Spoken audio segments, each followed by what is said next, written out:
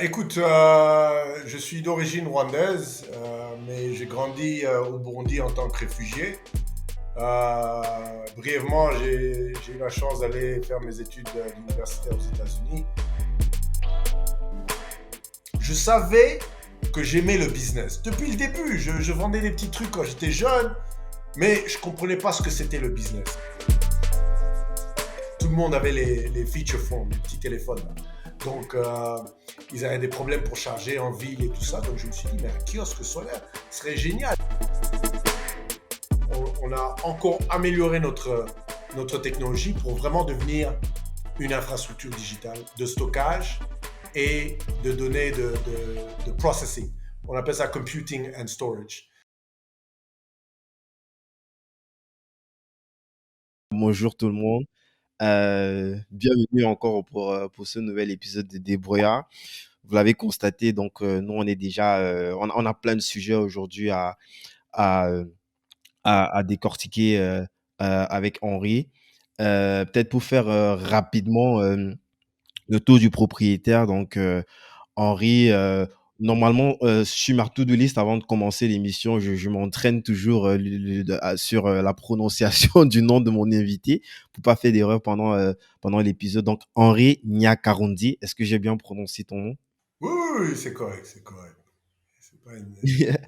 Donc, Henri, tu étais le producteur d'Arrête, African Renewable Energy Distributor. Non, Donc, arrête, on va parler. c'est plus African Renewable Energy, c'est arrête Group maintenant. Ça, on a restructuré la compagnie. Ah, moi, je suis resté, je suis dans le passé là. En Ouais, tout ouais, cas, tu vas ouais, nous ouais. parler de tout ça. Tu te définis toi-même comme un entrepreneur social. Tu vas aussi nous dire ce que c'est la différence avec l'entrepreneur conventionnel, entre guillemets, qu'on a l'habitude de voir. Disons, je te propose, Henri, de te présenter succinctement. Oui, merci, merci encore pour l'invitation. Écoute, je suis d'origine rwandaise, mais j'ai grandi au Burundi en tant que réfugié. Brièvement, j'ai eu la chance d'aller faire mes études d'universitaire aux États-Unis. J'ai passé à peu près 17 ans là-bas avant de revenir en Afrique pour commencer ce projet de ARED. Bon, ça fait plus de 20 ans maintenant que je suis dans l'entrepreneuriat et maintenant je fais un peu de coaching des entrepreneurs. J'ai écrit un livre sur mon voyage de l'Afrique aux États-Unis au retour de l'Afrique.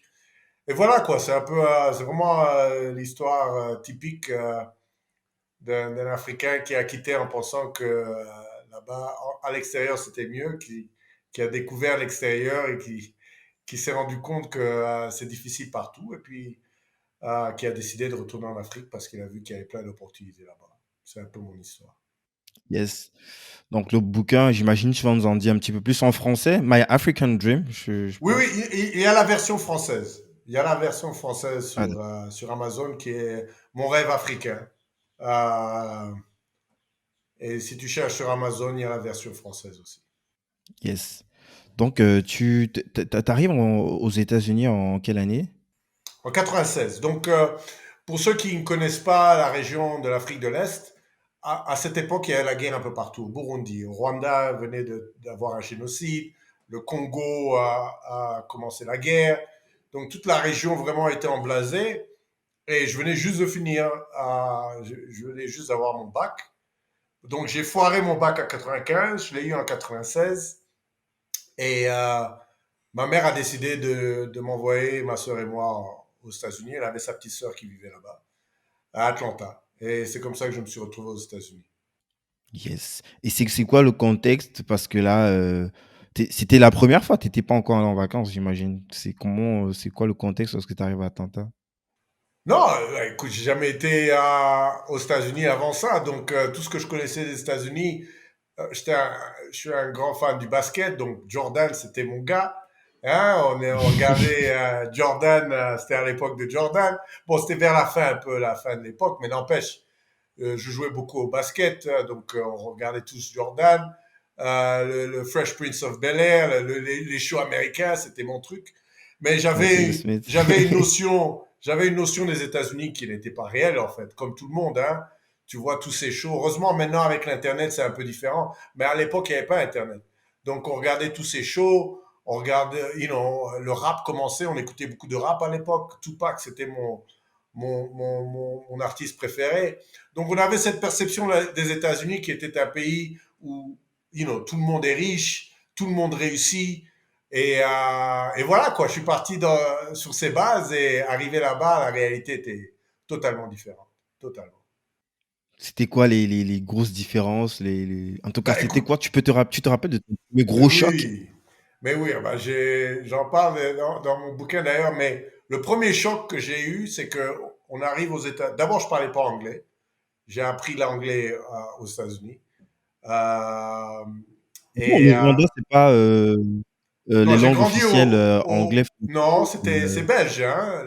L'anglophone est venu après, et puis est venu après la guerre, et bon, mais c'était une colonie belge, hein. Le Rwanda, Belgique, Congo, c'était la même colonie.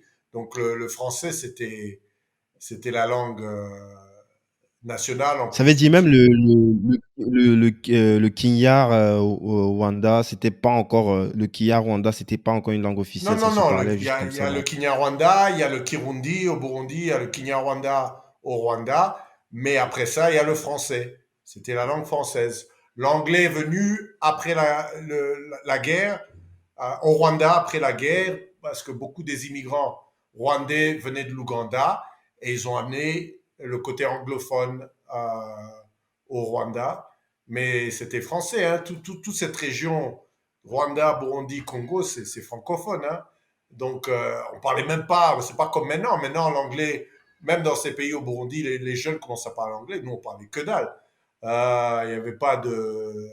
Enfin, à part ce que tu apprenais à l'école française. Moi, j'ai fait Mhm. toute la maternelle jusqu'au bac à l'école française.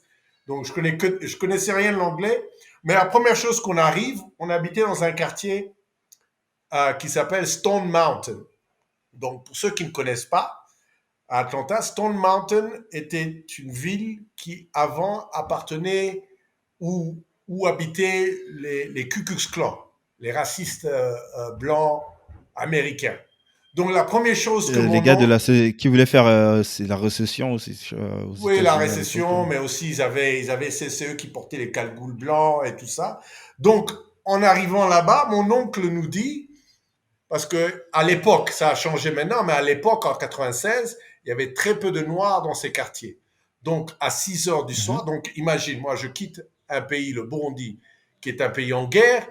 Je me retrouve aux États-Unis en pensant que c'est la liberté totale, tout le monde est freestyle, tout le monde s'aime. Et mon oncle nous assit, moi et ma sœur, et me dit, à 6 heures du soir, vous devez rentrer. Moi, je dis, mais pourquoi? Et il essaie de m'expliquer l'histoire des KKK, le racisme blanc. Et moi, dans ma tête, je me dis, mais attends, il y a, on a des problèmes en Afrique, mais on n'a pas de problème avec les Blancs. Donc maintenant, on est noir aux États-Unis, les Blancs n'aiment pas les Noirs.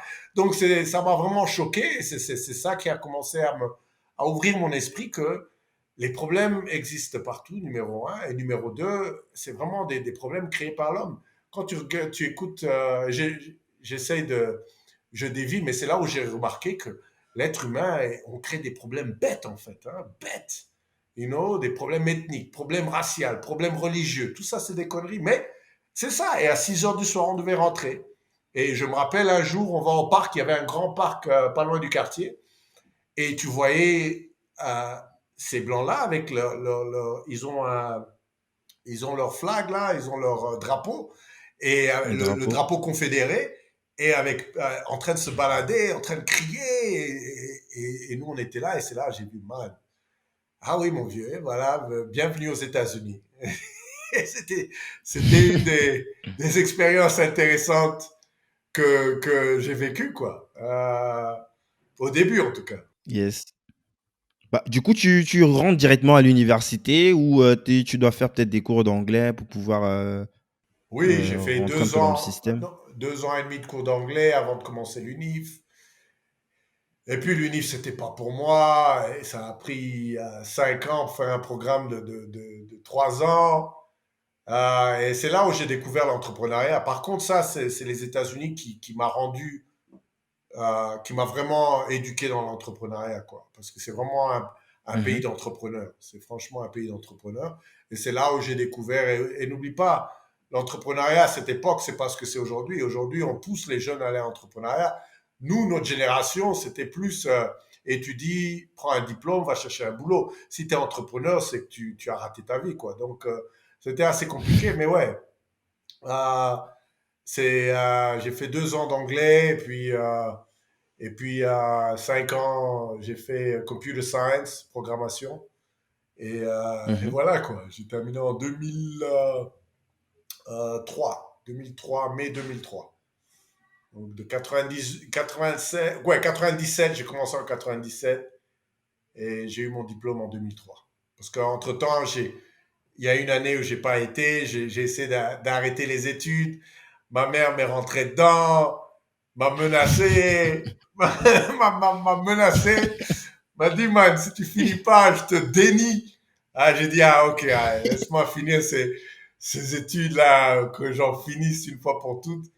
Ah oui, c'était vraiment, je veux pas dire que c'était des années difficiles, mais bon, j'ai quand même beaucoup galéré, hein.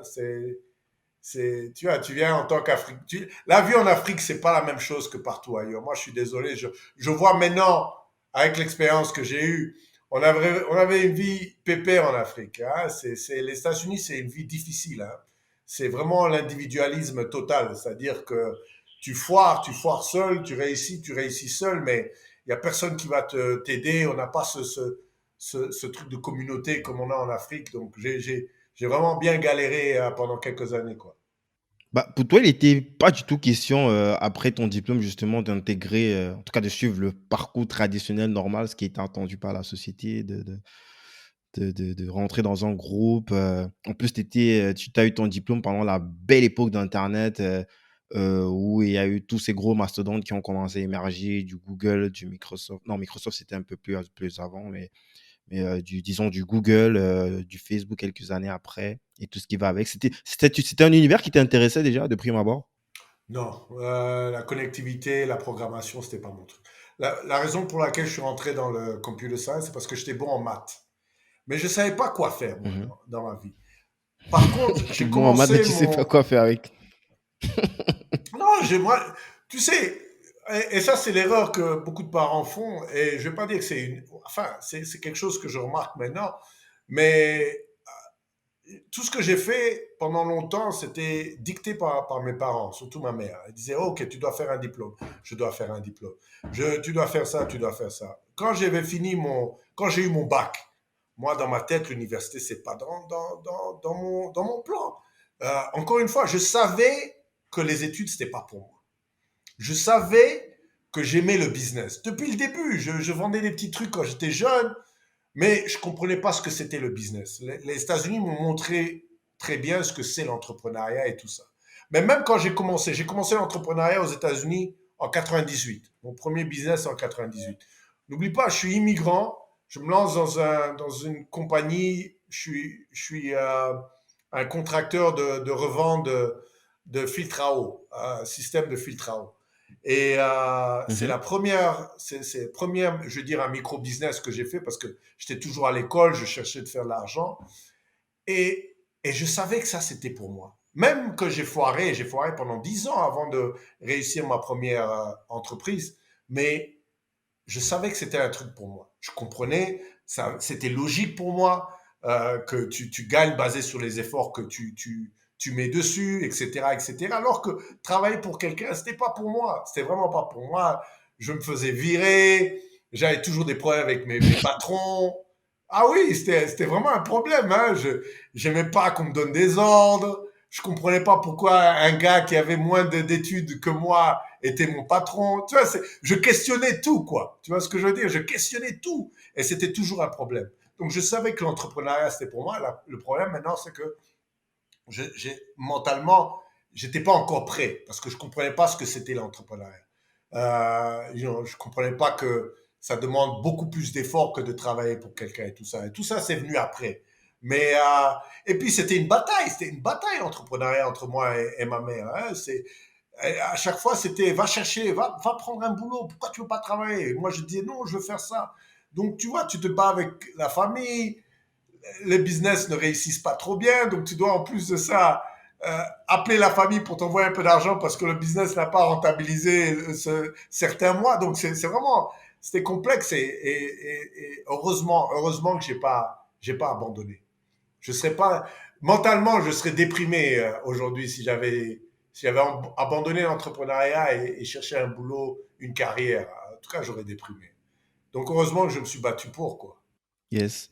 Donc, cette première entreprise, tu as réussi à l'amener quelque part ou tu l'as Ah, plantée? nulle part. Quoi. Nulle part. C'est- et j'ai fait ça pendant 2, 3 ans. Ça T'as n'avait. mis beaucoup d'argent pour. C'est quelque chose que tu Non, pouvais lancer comme ça ou il non, fallait mettre beaucoup d'argent j'ai mis 1000 et quelques dollars. Mais c'était de vente. Tu gagnais sur commission. Donc c'était sur la vente. Mhm. Euh, et, euh, et à l'époque, j'étais nul en vente. Mon anglais était encore. Pardon, il y a un hélico là qui Pas de passe. souci. J'habite à côté de l'aéroport. Donc, Ah, mon c'est anglais était pratique ça. cassé. J'avais Donc pas tu de peux voiture. rapidement, dès qu'il y a un truc, tu peux rapidement prendre le prochain avion là pour. Ouais, absolument, ouais, ouais. Oh, Mais tu vas non, vraiment pas me je pardonner savais là. rien. Je m'y connaissais pas. Mais ce qui était bien avec cette compagnie, parce qu'en fait, c'est une compagnie qui t'embauche en tant que contracteur, en tant que micro-entrepreneur pour revendre leurs produits. Mais ce que Mhm. j'ai beaucoup aimé avec cette compagnie, c'est qu'ils avaient aussi un programme de formation. Et ce premier programme de formation a changé ma vie, littéralement changé ma vie. Parce qu'ils C'était quoi de t'introduisent la formation, un peu de la vente sur ou la vente, sur les mentalités, quel genre de mentalité tu dois avoir pour vendre, quel genre de mentalité le client a, quelles sont les stratégies de vente, quel genre de livre à lire. C'est la première fois que j'ai lu le livre. Oh merde, j'ai oublié le nom. C'est un livre très connu. Anyway. qui ça, Robert Cialdini? Non. Napoleon Hill. Think and Grow Ah, Rich. Napoléon. Voilà. Ouais, Voilà. Think réfléchissez, and Grow devenez riche. Rich. Et c'est des trucs qu'on t'apprend pas à l'école. Ça n'existe pas à l'école. Donc pour moi, ça m'a totalement. Et je me rappelle quand je parlais à ma mère et je lui parlais de certains passages du bouquin pour essayer de vendre l'idée de l'entrepreneuriat.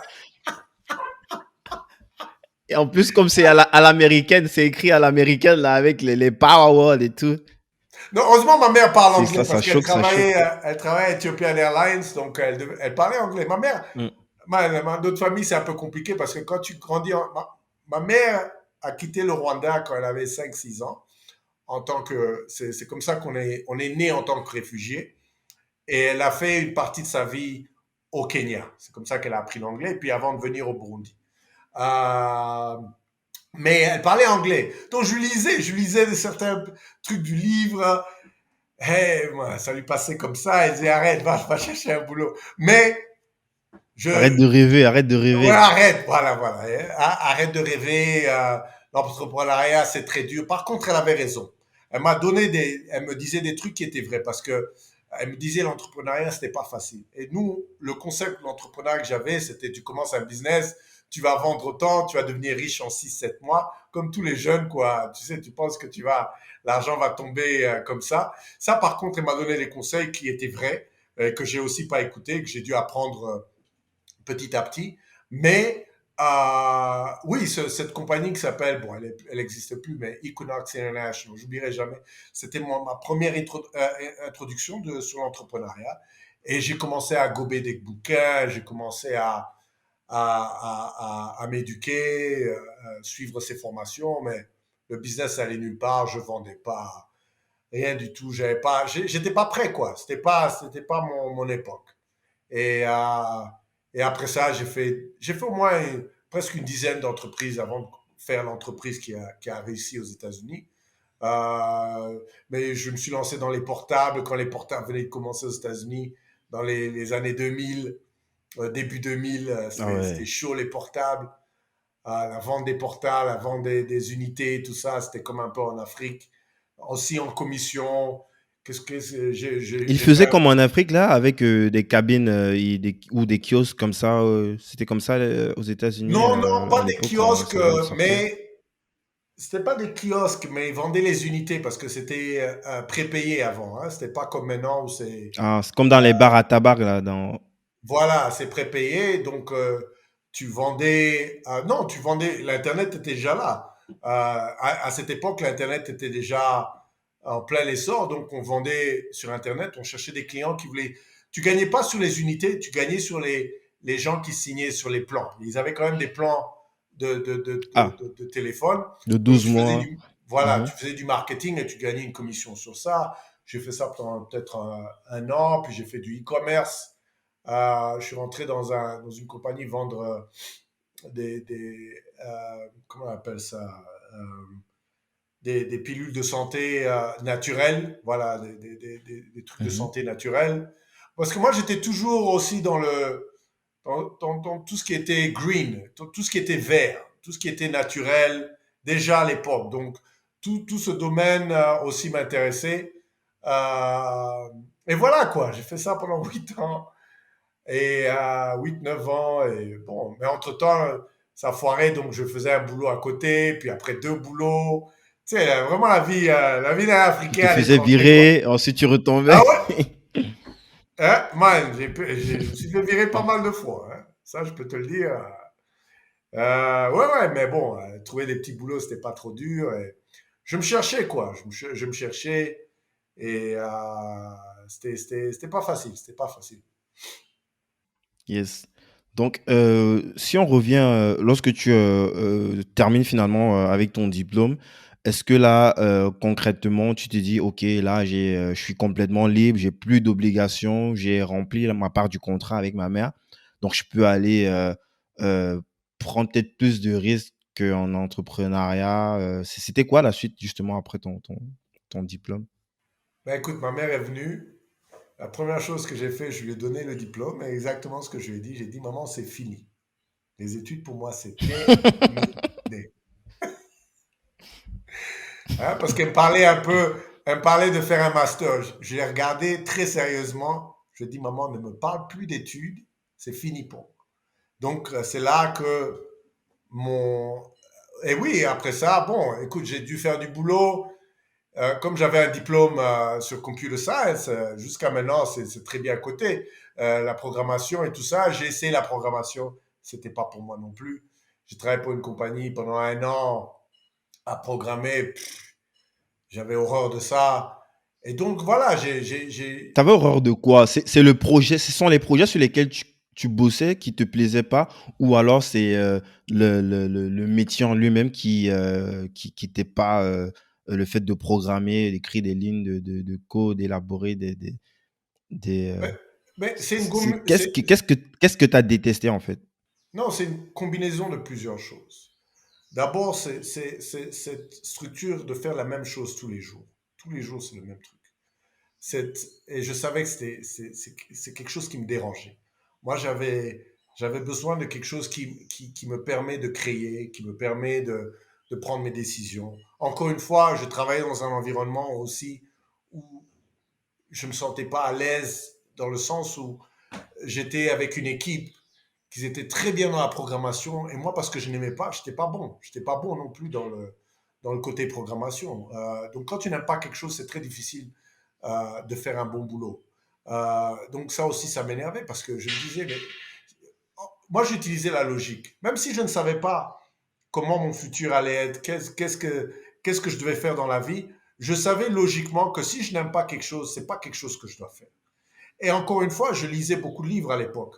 Euh, et ces livres-là disaient la même chose.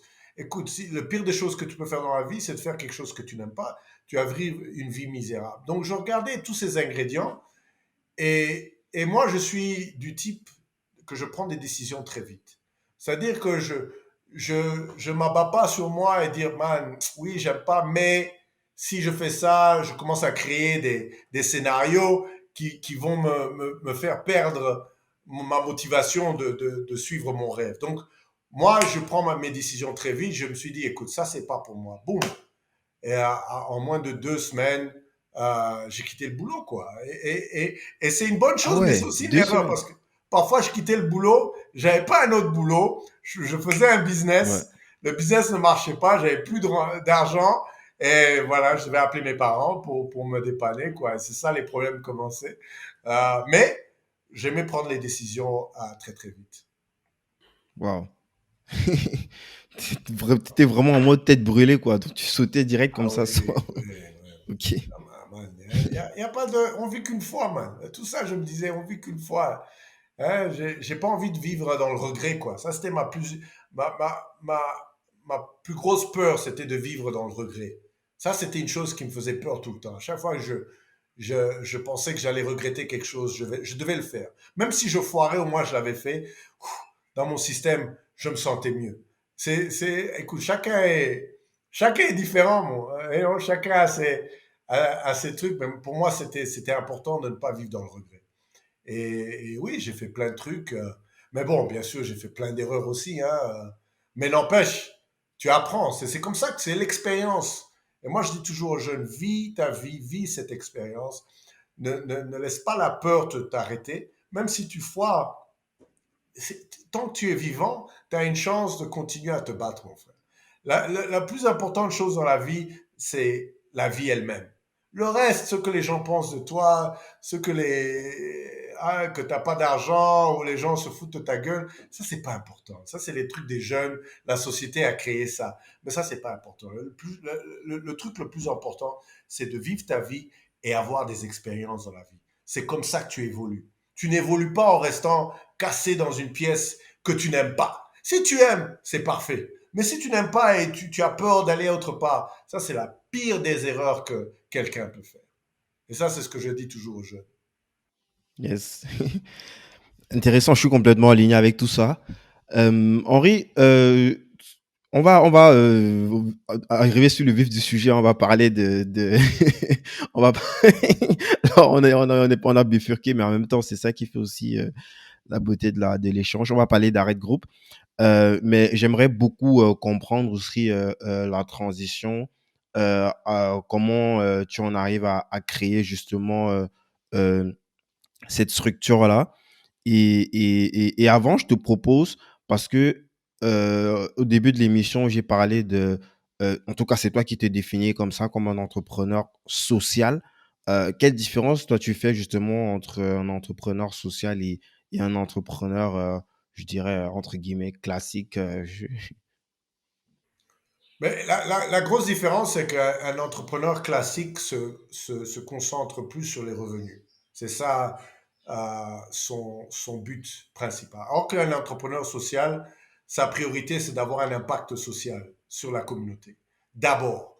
Et puis les revenus sont généralement secondaires. Euh, et Et encore une fois, oui, pour moi, l'entrepreneuriat social, c'est le futur. C'est ça qui va remplacer c'est ça qui va remplacer les ONG. Parce que moi, je pense que l'idée de ONG ne sert plus à rien maintenant. Maintenant, il faut vraiment parce que il faut vraiment des programmes à long terme, des programmes locaux qui sont qui sont commencés par des personnes locaux au lieu d'avoir des organisations étrangères nous dire qu'ils vont régler nos problèmes alors qu'ils ne règlent jamais ces problèmes. Donc je pense que c'est vraiment un secteur qui augmente, hein, mais qui va vraiment augmenter dramatiquement parce que les problèmes sociaux, écologiques, ce sont les problèmes du futur. Surtout en Afrique avec une population qui va doubler. On sera après plus de 4 milliards à la fin en 2100. On sera 2 milliards aidés en 2030 et on voit déjà les problèmes sociaux qui existent, problèmes écologiques. Ça ne va pas s'arrêter là et on aura besoin de plus en plus d'entrepreneurs sociaux. bah, comment est-ce que ça se règle justement cette question de rentabilité, de revenus?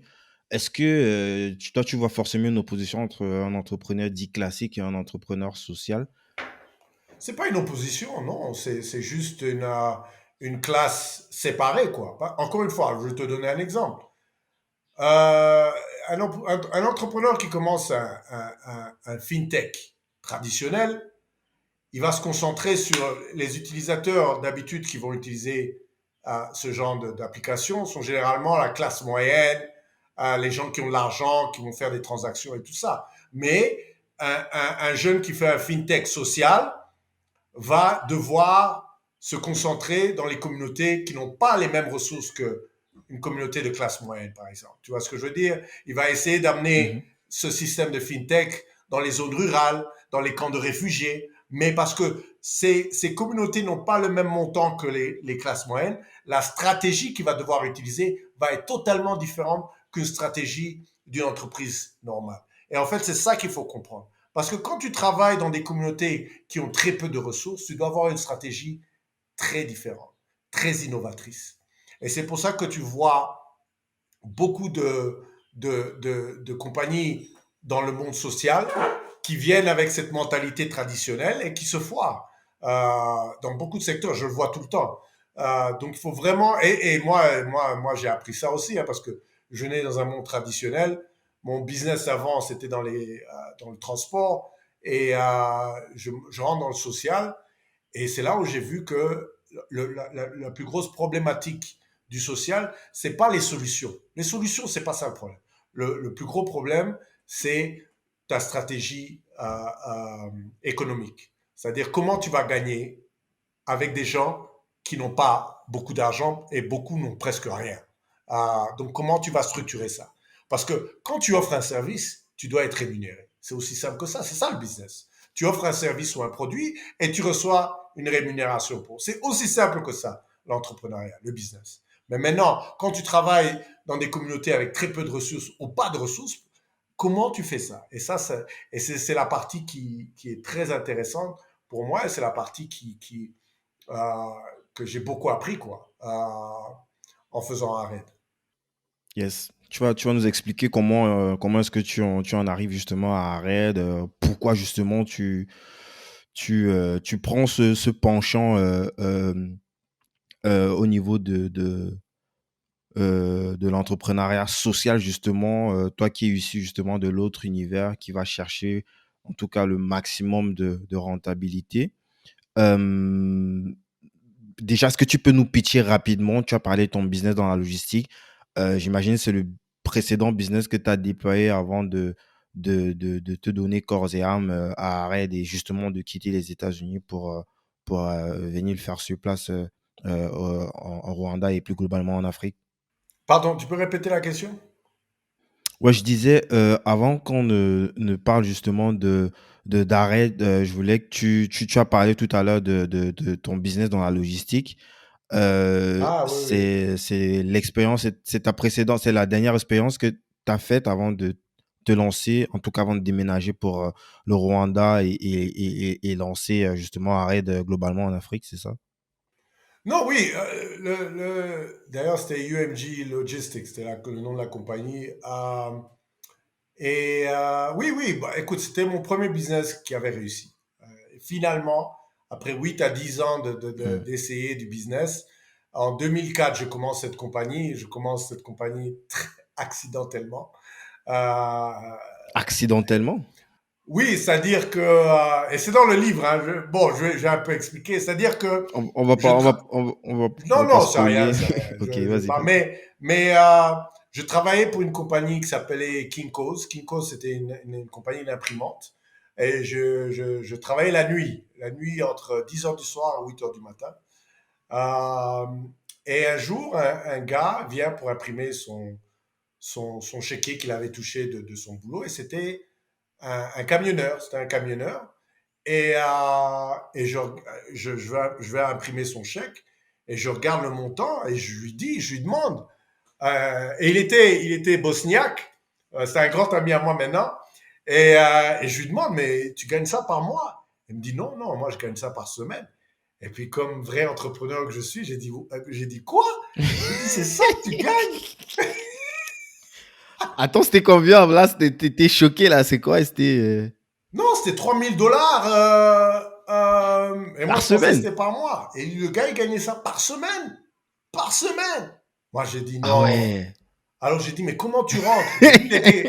Mais lui, il était camionneur, donc il savait, lui, il conduisait pour une compagnie.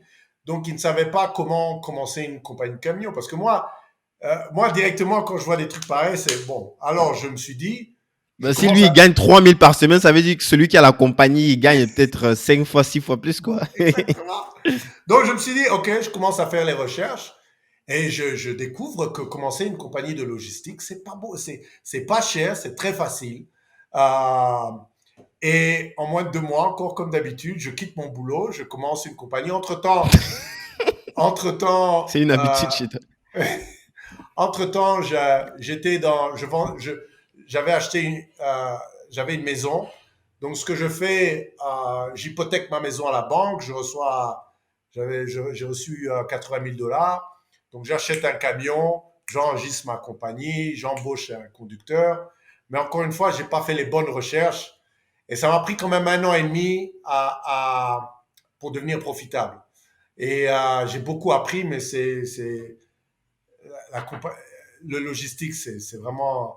J'ai commencé en 2004, il y a eu la crise de 2008 Ouais, et c'est la certain. crise financière de 2008, ça ne nous a pas affecté. Hein.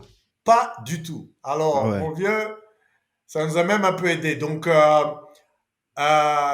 ouais, ce business Tu était étais tout génial. seul dans la structure, tu avais des Ouais, associés, des ouais, tout partenaires. seul, moi, je faisais tout solo, man. À l'épogée, j'avais 10 camions. Je manageais 10 Ah camions. ouais. Ouais, ouais, ouais. J'ai bien gagné. J'investissais, je commençais à investir dans le pays, au Burundi. Je commençais à faire les compagnies de construction au Burundi. Non, je gagnais bien, mais ça c'était la validation que j'avais besoin. Parce que si j'avais foiré ce business, je m'étais promis que non, j'allais commencer à écouter ma mère et me caser et trouver un boulot. Parce que là, ça devenait un peu trop, quoi. Et c'était la Et validation tu que as j'avais failli, tu as eu des besoin. moments d'hésitation. Mais oui, 1 an et demi pour devenir profitable. J'ai perdu les 80 000, je les ai perdus comme ça. J'ai dû encore trouver de l'argent. Ma mère a dû me dépanner encore. Euh, J'étais derrière à payer la maison. J'ai failli perdre la maison. Ah mais c'était encore une fois, j'avais pas bien fait les recherches. Je me suis lancé trop vite. Mais bon, moi j'ai Mais remarqué qu'est-ce qui a quelque fait chose la que j'ai remarqué. différence? Ben, très intéressant encore. Et c'est ça, c'est pour ça que la stratégie économique, c'est la chose la plus importante de toute entreprise. Moi, je dis toujours. Euh, Ma stratégie n'était pas bonne. Déjà, elle n'était pas bonne. Et comme je ne connaissais pas ce milieu, je ne savais pas comment ce milieu fonctionnait. Alors, je vais dans un séminaire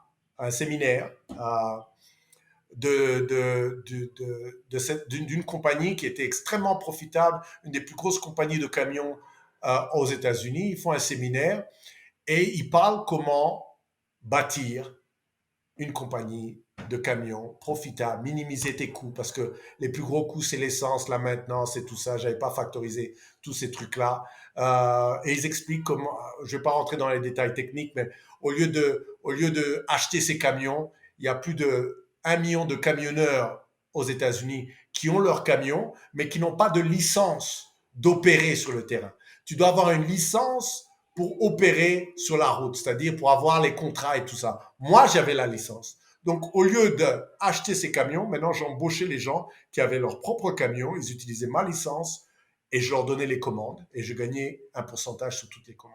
Donc, quand j'ai adopté ce modèle, je suis devenu profitable en moins En d'un fait, tu mois et as demi. ubérisé ton modèle, quoi. À peu près. C'est exactement ça, quoi. Si j'avais mis une application dessus, ben, je serais loin. Mais après 6 ans et demi Ouais. de ce business, j'en ai eu marre aussi. C'est parce que c'est quand même un business très stressant. Hein. C'est très stressant. Euh, À mais c'est là où t'arrêter, tu t'as fermé la compagnie. ouais, ouais, ouais, j'ai fermé la boîte. Oui, parce que l'idée de arrêt m'est venue en 2009. Donc, j'ai continué la boîte jusqu'en 2012. Donc, 2005 à 2012. Euh, et en 2012, décembre 2012, c'est là où j'ai fermé la boîte. Et je suis rentré en décembre 2012 en Afrique. Il n'y avait pas une possibilité de revendre, je sais pas, le concept, de faire une sorte de reprise, quelqu'un ne pouvait pas, ou la licence, Si elle est j'ai pas personnelle à vendu, ton nom, j'ai c'est pas formé possible. des amis à moi sur ce concept pour qu'ils gagnent de l'argent. J'ai commencé à partager, comme je fais dans les vlogs maintenant, mais pas dans les vlogs, je partageais avec des amis. comment faire, Mhm. mais vendre, non. J'avais pas le temps. Pour moi, à partir de 2010, 2011, mon focus maintenant, c'était l'Afrique. Donc, je m'en foutais un peu de essayer de vendre. Je voulais pas qu'il y ait quelque chose qui me dévie de ce but, quoi. Donc, je voulais fermer, j'ai tout vendu. Ce que j'ai pas pu vendre, j'ai rendu ça à la banque. Euh, à l'époque, j'avais déjà plusieurs maisons et j'ai tout fermé, tout donné. J'avais plus rien là-bas. Aux États-Unis ou Ouais, ouais, aux aussi États-Unis, également en Afrique? j'ai tout laissé. Non, j'avais rien en Afrique. Comme je vivais aux États-Unis, je venais de commencer les investissements de construction au Burundi, mais j'avais rien. J'avais pas de maison, j'avais pas de terrain, enfin, j'avais pas de maison en Afrique. J'avais tout été aux États-Unis, donc j'ai tout liquidé pour rentrer. Je suis rentré avec ce que je pouvais et pour commencer à arrêter. Arrête, c'était devenu. Moi, quand j'ai quelque chose en tête, c'est fini. Tout le reste, Mais c'est c'est quoi plus le important, déclic? quoi. Parce que c'est assez radical quand même.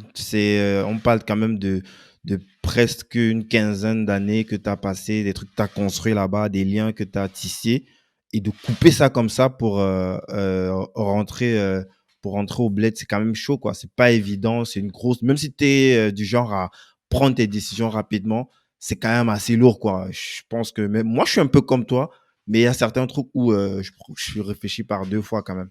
Je veux dire, Non, est-ce pas qu'il y a eu un moi, choc? hein. Est-ce qu'il y a quelque chose un déclic? Non, écoute, j'ai décidé de rentrer parce que j'ai j'ai eu cette impression. Donc, la compagnie logistique marchait très très bien. Je gagnais très bien ma vie. Euh, mais je rentrais en vacances en Afrique et je commençais à voir la transformation de l'Afrique, surtout le Rwanda. Je venais en vacances au Rwanda, Burundi, et je voyais la transformation du Rwanda. Et je me suis dit, man, je peux avoir un plus gros impact en rentrant sur le continent qu'en restant aux États-Unis. Parce qu'encore, on n'oublie pas, aux États-Unis, tu es noir. Hein, que tu sois riche ou pas, tu restes noir. Hein, tu as toujours ce blocage. Alors que pour moi, je voyais que l'Afrique, en étant une opportunité d'étendre ce que je voulais faire. À l'époque, je ne savais pas ce que je voulais faire encore, mais je voyais que l'Afrique, ça allait continuer à monter.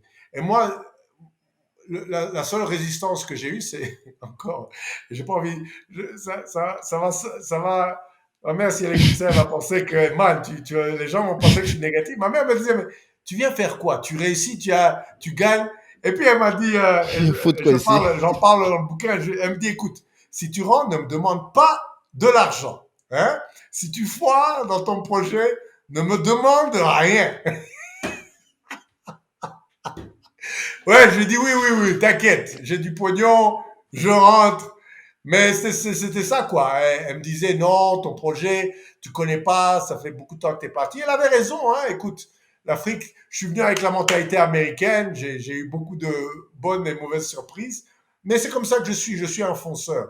Parce qu'encore une fois, j'essaye de minimiser, de réfléchir trop de fois. Parce que si je réfléchis trop, ça va bloquer ma décision.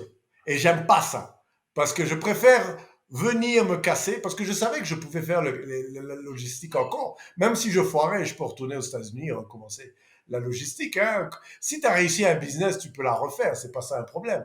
Et puis, Mhm. comme j'étais à l'époque célibataire, j'avais qu'un enfant, j'étais pas T'avais pas limité dans mes trop de mouvements, quoi. contraintes, quoi. Pas comme Ouais. maintenant. Maintenant, je pourrais pas dire, ah, je vais là-bas. Maintenant, j'ai une femme et des enfants, donc je peux plus faire ça. Mais à l'époque, non, j'étais pas limité. Donc, ouais, j'ai pris la décision. Mais je voyais que l'Afrique allait aller loin. Ça, c'était en 2009, 2008-2009, en venant ici au Mhm. Rwanda, en regardant les nouvelles politiques un peu en Afrique, en voyant les changements politiques un peu partout en Afrique, je me suis dit, man, l'Afrique va monter. Moi, je le voyais. Et je me suis dit, non, je peux pas rater. Je peux pas rater cette vague. Man. Et c'est pour ça que je suis rentré. En plus, il y a quand même une grosse tendance là du côté de l'Est et pas que le Rwanda, que ce soit le Kenya, l'Éthiopie. Man, il y a eu une accélération en 10 ans, on dirait ils ont pris l'équivalent de presque 50 ans d'avance quoi, par rapport Mais c'est pas aux seulement autres. ça. Moi, je vais souvent au Nigeria. Le Nigeria, ils sont loin, les jeunes. Les jeunes là-bas, mon vieux, c'est encore. Moi, ça, le Nigeria, c'est le marché le plus dynamique que j'ai vu en Afrique. J'ai voyagé beaucoup en Afrique, donc dans l'Est, l'Ouest, au Nord, au Maroc, en Égypte. J'ai jamais vu des jeunes aussi dynamiques au Nigeria. C'est vraiment des gars. Non, partout en Afrique. Mais à l'époque, je ne voyageais qu'au Burundi et au Rwanda. C'est maintenant avec Arrête que je voyage dans plusieurs pays euh, pour nous étendre. Mais je voyais déjà au Rwanda les changements. J'écoutais beaucoup plus les nouvelles. Et je regardais les nouveaux jeunes leaders qui venaient en tant que président, qui avaient une perception un peu différente des anciens. Mais c'est surtout les jeunes que je voyais qui avaient faim d'un changement. Tu vois ce que je veux dire? Je me rappelle encore, la chose qui m'a marqué au Rwanda, c'est cette organisation qui s'appelle RDB. Donc, ils venaient de lancer une Rwandan Development Board. C'était une organisation que j'avais jamais vu ça n'importe où dans le monde, même aux États-Unis, où tout, tu viens, c'est un bureau où tu enregistres ta compagnie, si tu veux, toutes tes licences, tout ce que tu as besoin se fait à partir de ce bureau. Tu n'as plus besoin d'aller à ce ministère, à là, à ici, à là-bas, pour avoir les licences que tu as Parce que c'est eux besoin. qui le faisaient pour toi? C'est-à-dire, C'est-à-dire, est-ce que eux ils partaient faire les démarches pour toi ou ils possédaient déjà des licences et ils te mettaient comme en sous-location de ces licences-là? Je sais pas. non, non, non, je te parle de. Non, ça c'était bien avant que j'enregistre ma compagnie Arrête. Mais je venais en vacances, moi. Moi, je venais en vacances Ouais, non, je parle de et. la structure que tu viens de mentionner, qui te permettait justement d'avoir tout ce que tu Non, non, pouvais c'est une avoir structure besoin comme licence gouvernementale. pour Ça appartient déployer. au gouvernement. C'est une structure Ah, c'est le gouvernementale. gouvernement qui a... Ouais, c'était le gouvernement, ok. Oui, ça appartient au gouvernement. Ah RDB, ouais, Rwandan ça Development Board, existe ça. ça. Oui, tu peux Google ça maintenant. Maintenant, c'est encore mieux. Avant, c'était 24 heures pour enregistrer ta compagnie. Bon, tu devais faire ça manuellement. Mais pourquoi ils mettent pas Fais, ça au Cameroun? maintenant, tu fais ça sur Internet. C'est 4 heures. 4 heures pour enregistrer ta compagnie. Et c'est tout digital. Mais à l'époque, quand alors je vais visiter RDB, je regarde, je pose des questions, je me dis, mais c'est incroyable quand même qu'ils ont une structure pareille. Au Burundi, ils essaient d'implémenter la même structure. Ben non. Et je voyais ça, je disais normal.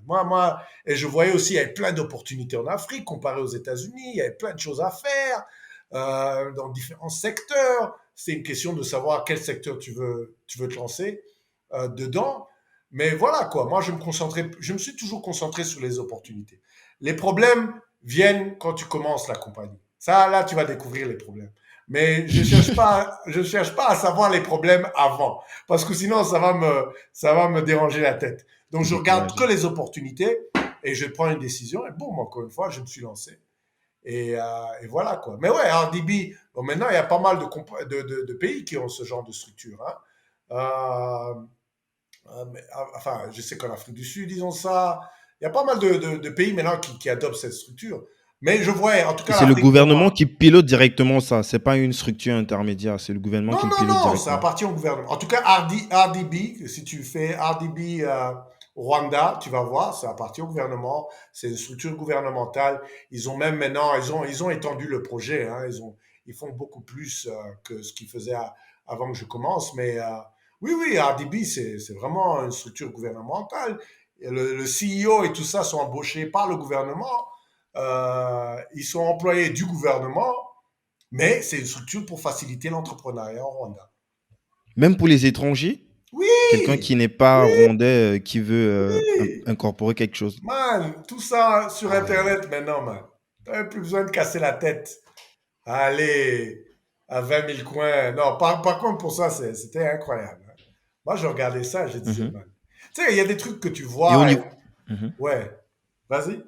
Au niveau des coûts, est-ce qu'au niveau des coûts, si c'est au hasard comme ça, comme on peut voir souvent dans certains pays, il n'y a pas une régulation claire et concise sur combien est-ce que ça te coûte exactement pour incorporer une structure? Bon, ça dépend des pays. Au Rwanda, c'est zéro. C'est ça, ça te coûte rien. What? Ouais, ouais, c'est zéro pour Bah, enregistrer une qu'est-ce qu'il compagnie. gagne alors, puisque toute la logistique, ça demande pour mettre justement Et ils gagnent sur les la taxes. tech. Tu dois payer les taxes, tu dois payer plein de trucs. Tu dois payer. Bon, la licence, c'est différent. Moi, je te parle d'enregistrer une compagnie.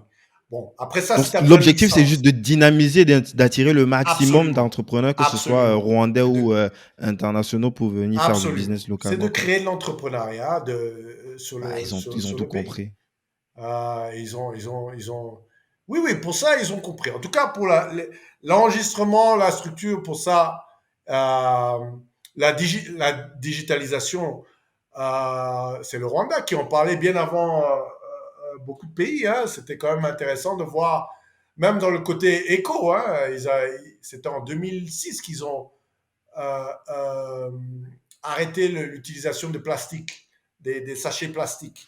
2006, hein, Mhm. bien avant tous ces... Maintenant, il y a plusieurs pays qui essayent de faire ça, mais je crois que le Rwanda était le premier pays. Non, ils ont quand même eu beaucoup de mettre en place des structures pour vraiment créer une vision du pays, quoi. Bon, bien sûr, c'est un petit pays, il y a d'autres challenges aussi, mais question de paperasserie et tout ça, ça, ils ont fait un bon boulot. Ouais, ça va vite. Du coup, toi, donc, quand tu rentres, tu sais pas encore que tu vas créer Arrête, mais t'as testé des trucs, t'as foiré des trucs, t'as commencé par quoi déjà? Ah si, non, je savais, en 2009, euh, je savais dans quel secteur et qu'est-ce que j'allais faire, mais l'idée, bien sûr, c'est pas l'idée que j'ai aujourd'hui. En 2009, j'ai eu cette idée de C'est, kiosque et solaire. pour rassurer plein de personnes qui nous écoutent, ce n'est jamais, ce que tu fais après, généralement, ça n'a rien à voir avec ce que tu avais prévu faire dès le départ, quoi. Ah oui, oui, oui, oui, oui, oui, ça a totalement shifté très très vite, mais au tout début, l'idée c'était d'avoir un kiosque solaire pour charger les téléphones. Parce qu'à l'époque, il n'y avait pas encore des smartphones.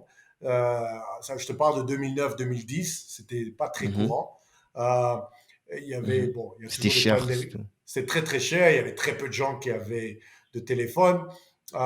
Donc la connectivité, c'était même pas dans la discussion, mais le chargement téléphone, c'était ce que les gens avaient le plus gros problème parce que tout le monde avait les feature phones, les petits téléphones là. Donc, ils avaient des problèmes pour charger en ville et tout ça. Donc, je me suis dit, mais un kiosque solaire serait génial. Et l'idée me venue parce que quand je voyageais à l'aéroport, je voyais toujours, surtout en Europe, les endroits où charger ton téléphone. Je dis, mais si tu amènes ça Ouais. dans une Même à zone l'arrêt bus, tu publique, as des points pour charger le ah, je téléphone. voyais, j'ai pas vu ça, mais je voyais à l'aéroport. Et je me suis dit, mais si tu amènes ce même modèle, mais dans les zones publiques, dans les marchés, c'est là où il y a le plus de gens qui Plus sont toute d'affluence. Ouais. oui, plus d'affluence, qui sont là toute la journée, qui utilisent à l'époque, tout le monde, c'était les SMS. Je sais pas si tu te rappelles, c'était SMS, SMS. Ouais. Les gens te bipaient à 24 heures à la ronde. Ils n'avaient pas assez d'unités. Appelle-moi. Donc, mais charger les téléphones. Et donc, c'était l'idée, un kiosque solaire pour charger plusieurs téléphones. Et j'ai concocté un petit modèle parce que j'ai pas fait d'études de marché, rien. J'ai développé un petit modèle pour tester. Mais ça m'a pris 3 ans pour développer le premier prototype. Parce qu'encore une fois, Ah ouais. ah oui, 3 ans. hein, un produit physique, c'est pas comme un logiciel, hein, c'est totalement différent. Hein. Il y a un processus beaucoup plus compliqué, complexe et ça aussi, j'ai beaucoup appris, hein, parce que j'ai jamais développé un produit Ouais. de ma vie. Dans ma tête, tu dessines un produit, tu donnes à un ingénieur, il te le fait, c'est pas comme ça que ça marche.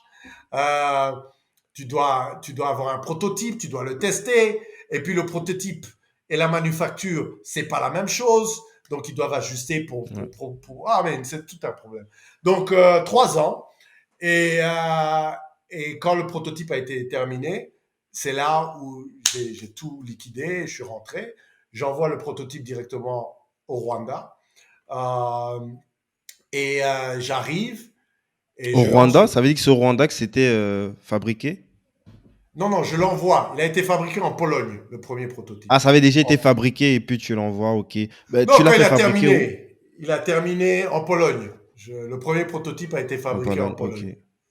Un ingénieur que j'ai Ok. trouvé sur Internet. Internet, mon frère, c'est ça qui m'a sauvé. Hein. Sans Internet, j'aurais pas pu faire tout ça.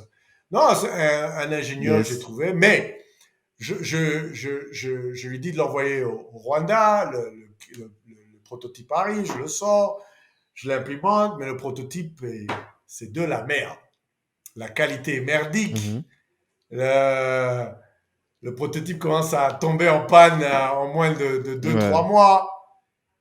Et ça devient, c'est là où le début de la frustration commence. Et puis en plus de ça, en 6 mois, je découvre que le modèle que j'avais de gagner sur le chargement de téléphone seulement, ça n'allait pas marcher. J'avais un modèle de charger 1 dollar par chargement. J'arrive en Afrique, je me rends compte qu'1 dollar, c'est trop. Le maximum que c'est je pouvais beaucoup. charger, c'est 10 centimes. Et, et le kiosque me coûte 1200, 1300 dollars. Le temps qu'il arrive en Afrique et tout ça, ça me revient à 1500 dollars. Pour recouvrir cet investissement, c'était presque impossible. Donc là, j'ai dû retourner sur la case départ et me dire, bon, maintenant, qu'est-ce que je fais? Et c'est là, et en même temps, je te parle de 2013-2014, et c'est là l'idée de connectivité a commencé parce que c'est là où les téléphones portables, les smartphones commençaient à venir en grande pompe et on parlait d'Internet et tout ça beaucoup plus. Donc c'est là l'idée de connectivité est venue et c'est là où j'ai shifté complètement. Enfin, pas en même temps, mais Ouais, t'as j'ai rajouté d'autres services supplémentaires j'ai en plus de la rajouté, mais j'ai recharge de commencé à téléphone. shifter à la compagnie où je me concentrais plus sur l'énergie et maintenant je me concentre plus sur l'infrastructure digitale. Yes. On va mettre une petite pause. On va revenir sur le développement des différents services que tu as rajoutés sur ce produit. Euh, Tout à l'heure, tu t'as fait un état des lieux des tendances que tu ressentais déjà, la dynamique en Afrique concernant l'entrepreneuriat, notamment à l'Est, au Rwanda, Burundi.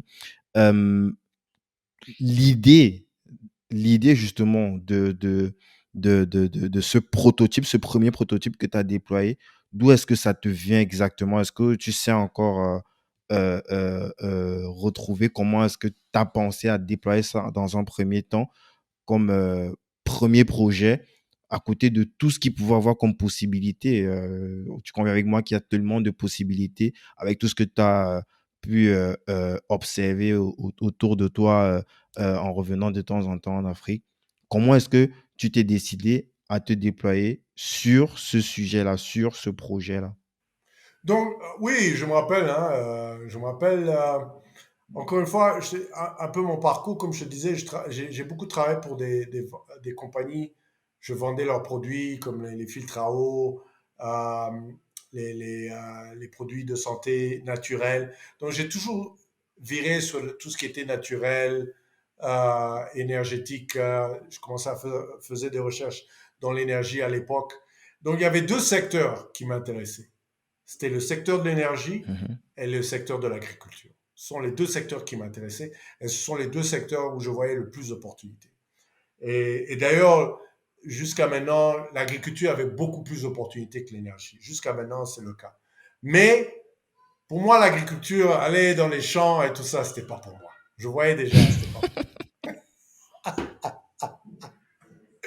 Je disais, ouais, non, ça, c'est pas pour moi. L'énergie m'intéressait beaucoup plus. Mais encore une fois, je ne voulais pas faire l'énergie traditionnelle parce que je voyais déjà plein de projets où il y avait plein de compagnies qui vendaient l'énergie au gouvernement, gagnaient une commission. Donc je savais que je ne pouvais pas faire une compétition avec ces gars-là. Donc je voulais incorporer l'énergie dans une solution innovatrice. Et c'est ça l'idée de kiosque est venue. Je pensais à chargement. Donc je me rappelle encore, je regardais mais les gens, parce que quand je rentre en Afrique, c'est toujours ça le problème. Coupure d'électricité, surtout au Burundi à l'époque. Coupure d'électricité. Comment je vais charger mon téléphone, tout ça. Donc, je commençais à faire des recherches sur les chargements de téléphone portable en utilisant le solaire. Et tous les produits que je voyais, c'était des produits qui chargeaient un ou deux téléphones. C'est tout, maximum. Mais je me suis dit, bah, si je peux charger 20 à 30 téléphones en une fois, ça devient intéressant. Donc, et l'idée de kiosque est venue, avoir un kiosque où je peux charger autant de téléphones. Parce que je voyais des kiosques partout en Afrique. Au Burundi, au Rwanda, les Mobile kiosques, c'est très connu. ou statique? La plupart des Ouais, kiosques qu'on voit en Afrique, c'est des kiosques qui sont statiques. oui, mais c'est connu, hein. Le business de kiosque, c'est vraiment un business africain. J'ai jamais vu Mhm. ça en Europe ou aux États-Unis. C'est vraiment. Donc je me suis dit faire un kiosque de chargement spécifique de chargement, mais je l'ai fait mobile parce que je savais que avoir des panneaux solaires batterie, si je le fais statique, ça va être problématique si on le vole et tout ça. Alors que mobile, tu travailles, dès que tu as fini, tu le bouges, tu le pars quelque part. Ça aussi, c'était la partie innovatrice parce qu'il n'y avait pas de kiosque mobile à l'époque. Et je ne sais même pas s'il y en a maintenant, mais à l'époque, en tout cas, il n'y en avait pas. On a Donc tout peu. ça m'est venu, et c'est pas venu comme ça, hein, ça a pris un an. Donc je te dis, 2008, il y a eu la crise financière. Mi-2008, fin 2008, je décide qu'il est temps que je rentre en Afrique. Donc toute l'année 2009, je développe cette idée de kiosque. Et c'est vers fin 2009 où je pense que j'ai une idée spécifique, où je commence à chercher un ingénieur. Et c'est 2012, fin 2012, où le premier prototype est terminé. Donc vraiment, c'est un processus, quoi. C'est pas arrivé. Et c'est comme ça, petit à petit, je mettais des idées. Et entre-temps, j'avais toujours mon business de camion. J'ai pas quitté le business de camion jusqu'à fin 2012, jusqu'à ce que je rentre. Là, tu Et as quand même appris du j'écrivais. passé. T'as pu arrêter à l'arrache comme ça. Tu as pris le temps de bien faire les choses doucement. Ce business était trop bon, man. Et puis j'avais beau- j'avais beaucoup de factures à l'époque. J'avais ma fille que je vais prendre soin. Non, je pouvais pas juste. Il y a des choses que tu fais moins quand tu as des enfants et encore moins quand tu es marié, tout ça. Là, aujourd'hui, je pourrais plus faire ces histoires. D'ailleurs, pour moi, l'entrepreneuriat, c'est un jeu de jeunes. Hein. C'est pas un jeu. C'est un truc que tu fais quand tu es jeune. Parce que quand tu te casses la gueule et tu es jeune, tu peux te relever très facilement. Alors que quand Oui. tu te casses la gueule et tu as des enfants et tout, c'est très difficile. Mais voilà quoi, donc j'avais tous ces plans, boum, les idées, j'ai cherché un ingénieur, je lui ai envoyé l'idée, il a commencé à m'envoyer des sketchs, comment, et je disais oui, non, non, oui, oui, et puis il a commencé à développer le prototype, et voilà, il m'a envoyé le prototype, et là je devais tester le prototype. Mais entre-temps, même tester, c'est là où j'ai découvert que le modèle que j'avais n'était pas bon, mais aussi, il y a des petits trucs, je ne vais pas rentrer dans le détail, on chargeait les téléphones en haut du Mhm. kiosque, ce qui n'était pas bon parce que les gens pouvaient Ouais. voler, il fallait les charger en bas, donc j'ai dû refaire un design, mais là, et puis j'ai trouvé un autre ingénieur en Chine qui m'a aussi gobé de l'argent et a fait un mauvais produit, et c'est là où j'ai dit, ok Henri, ça suffit, il faut trouver un expert. Et voilà quoi, tu vis la vie, tu apprends, tu fais des expériences, tu apprends. Mais entre-temps, Mais là, heureusement, tu es tout tout seul, ça. parce que j'imagine c'est ton propre argent que tu investis. Ah Tu es tout seul oui. et tu investis ton propre argent pour valider ce Ah, proto. ça c'était mon argent propre. Hein. Il y a personne qui va donner de l'argent dans une aventure pareille. Il y a personne. Il y a aucun. C'est, Quel mais mec qui veut c'est, mettre des plaques solaires sur un kiosque qu'on pousse mais avec des chargeurs. quand je réfléchis aujourd'hui, mais c'est quelque... Moi, Henri, maintenant, 45 ans, va dire à Henri à 30, 32 ans, tu es fou. Utilise cet argent pour investir dans l'immobilier, des trucs pareils. Parce que c'était beaucoup d'argent quand même. Hein. Mais encore une fois, c'est comme ça que je suis. Moi, je préfère tout perdre et avoir cette expérience et me sentir à l'aise que, encore une fois, me dire, ah, je, ça m'aurait emmerdé toute ma vie. J'aurais eu des regrets qui m'auraient bouffé. Mais tu as raison, c'était une aventure, c'était la folie. Je quitte tout. D'abord, quitter tout, c'était déjà la folie pour ma famille, ma soeur et tout ça. Venir faire des. Alors imagine, j'essaie d'expliquer à ma mère mon projet. Ah, maman, maman, Ta pauvre mère, j'ai une idée tout ce de qu'elle a dû kiosque subir. solaire. Ah, la pauvre. Hein. Moi, je lui dis maintenant, je lui dis toujours salut. Hein. Les mamans sont spéciales. Hein. Moi, anyway, je dis à ma mère mon projet. Maman, voilà ce que je veux faire. J'ai des kiosques solaires, je vais charger des téléphones dans les zones rurales. Elle m'a dit, mais tu vas rien gagner dans les zones rurales. Non, j'essaie. Et j'essaie de la convaincre. Et puis après, j'abandonne. Je dis, non, ça sert à rien, ça va pas marcher comme ça. Il faut que je lui montre. Parce que je lui vendais cette idée avant même que j'avais un produit. Pendant qu'on développait le produit. Elle me dit non, ça n'a pas marché, tu connais pas la situation rurale, ils n'ont pas d'argent. Encore une fois, il y a beaucoup de choses qu'elle m'a dit qu'elle avait raison, mais je n'avais pas écouté. Et, euh, et puis, c'est pas comme aux États-Unis, les structures ici, blablabla, bla, bla, et tout ça. Moi, j'écoute pas, hein, je suis là, oui, oui, oui. Ben quand j'ai déjà décidé, j'ai décidé, il n'y a plus rien. Il y a que la mort qui peut me faire changer d'avis. Il n'y a rien d'autre qui va me faire changer d'avis. Quand j'ai pris une décision, c'est fini. c'est terminé, c'est parti, quoi. Alors, je dis oui, t'as raison, maman. Ouais, ok, ouais, je vais réfléchir. Bon, bah, ouais. Je déménage, je débarque, kiosque, là. Et bien sûr, je me casse la gueule pendant 2 ans, encore une fois. Je galère pendant 2 ans.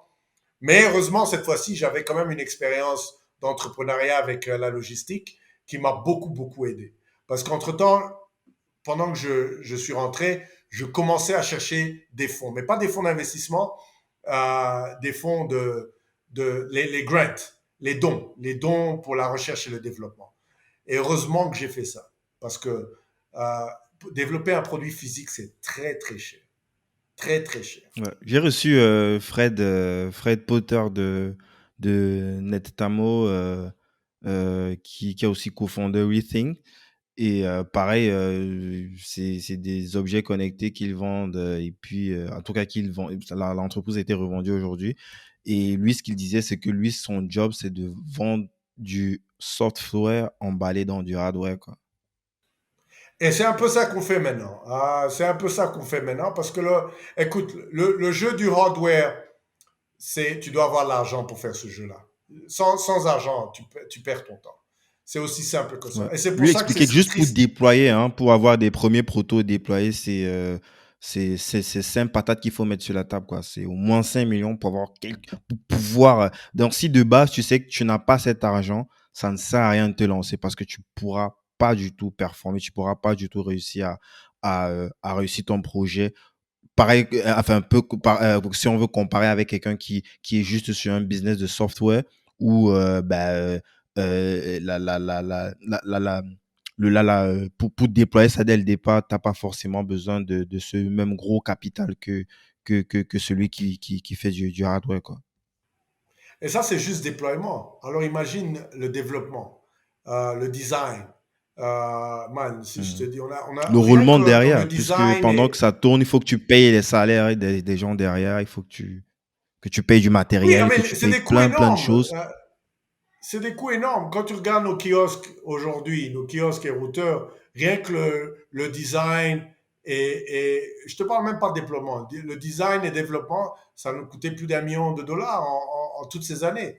Rien que le design et le développement, I mean, c'est immonde. Et c'est ça le malheur des jeunes Africains aujourd'hui qui peuvent pas se lancer dans le hardware parce qu'il n'y a pas de support financier dans ce domaine en Afrique pour ça. C'est pour ça que tu vois que des logiciels, fintech et tout ça.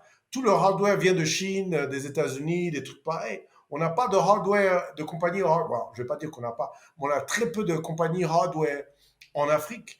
Et j'étais le premier, le seul à développer un kiosque solaire en tant qu'Africain.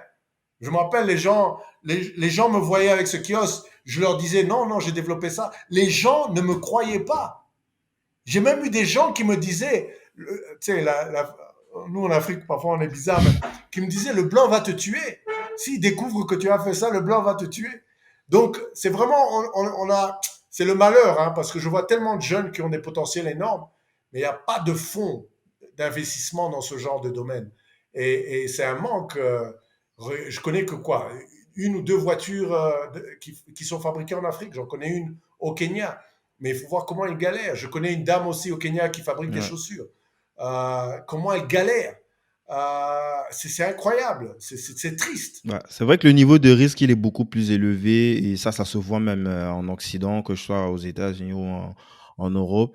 Les fonds vont, en tout cas, tu vas découvrir qu'il y a beaucoup plus de fonds qui vont aller injecter de l'argent dans des produits tech de software que des produits hardware où le risque, bah, pour eux, en plus même le retour sur investissement et les délais aussi, parce que ça va peut-être prendre plus de temps pour avoir un retour sur investissement. Ils préfèrent justement aller plus injecter du cash sur des softwares. Donc, imagine Oui, combien de mais fois en Afrique. Donc, Oui, mais ça, oui, le risque est là, mais le risque est partout. Moi, je dis toujours, mais regarde comment, moi je connais les États-Unis, je connais pas le reste, mais regarde comment la Chine a augmenté. Regarde comment les pays asiatiques ont augmenté. Ils ont augmenté comment? Parce ils investissent des milliards dans la recherche et le développement. Donc pour eux, ils regardent pas le risque. Ils comprennent que si tu n'innoves pas, si tu n'investis pas dans l'innovation, tu vas être consommateur de l'innovation de quelqu'un d'autre. C'est aussi simple que ça. Et l'Afrique, aujourd'hui, on est consommateur de technologie d'ailleurs. Point final à la ligne. Tout ce que je vois, c'est des produits d'Asie, d'Europe, des États-Unis. Et aussi, on a un problème de mentalité. Mais on n'investit pas dans la recherche et le développement. Donc c'est normal. Le risque est beaucoup minime que l'impact que la recherche et le développement peut apporter. Tu ne développes pas un produit sur des fonds propres d'investissement. Tu développes un produit sur des dons. C'est comme ça que les Américains font. Si tu as une idée en tant que jeune, ou si tu as une idée, tu peux appliquer pour des dons, que ce soit des dons fédéraux, des dons de l'État. Il y a plein des dons des universités. Il y a plein de programmes de dons en Afrique, aux États-Unis, qui n'existent pas en Afrique. Et ça, c'est le malheur. Et ça, c'est une bataille que je suis en train de me battre parce que on veut toujours importer, ou on veut amener les experts de l'extérieur en pensant qu'ils savent plus que les locaux. Et c'est ça le malheur de l'Afrique. Ouais, en tout cas, un des malheurs de l'Afrique. Yes. Donc toi, tu t'as commencé à bosser en parallèle sur ce point-là, d'aller chercher des partenaires stratégiques. Est-ce que tu n'avais pas forcément d'expérience à ce niveau-là? Comment est-ce que tu as commencé pour avoir peut-être la première personne qui t'a fait confiance ou la première structure qui t'a fait confiance? Donc Internet, encore une fois. L'Internet, ça a été mon plus gros outil. Et Internet. je dis toujours aux gens, si aujourd'hui, si tu étais de ma Google est mon génération, je ami. peux comprendre. Hein? Google is your friend. Mais l'Internet, il y a tout. Donc moi, c'est ce que je faisais. Je cherchais des dons. Des dons. Et tous les dons que je trouvais, j'appliquais. Les premières 5 ans, j'appliquais au moins entre 40 50 dons par an. J'écrivais mes Ah propres ouais. applications, tout moi-même. Et j'en gagnais Essentiellement en peut-être deux Afrique ou ou en trois. Occident aussi? Non, il n'y en avait pas en Afrique. Même aujourd'hui, il n'y en a presque pas en Afrique. Ah ok, donc C'était c'était tous des gens des... qui voulaient faire éventuellement des Hmm. dons, mais hors de C'était leur deux zone, quoi, en organisations. Afrique. Il y a toujours des petites compétitions, des dons. Siemens Foundation m'a donné un don j'ai gagné une compète avec eux. Euh, Village Capital, c'est une structure américaine.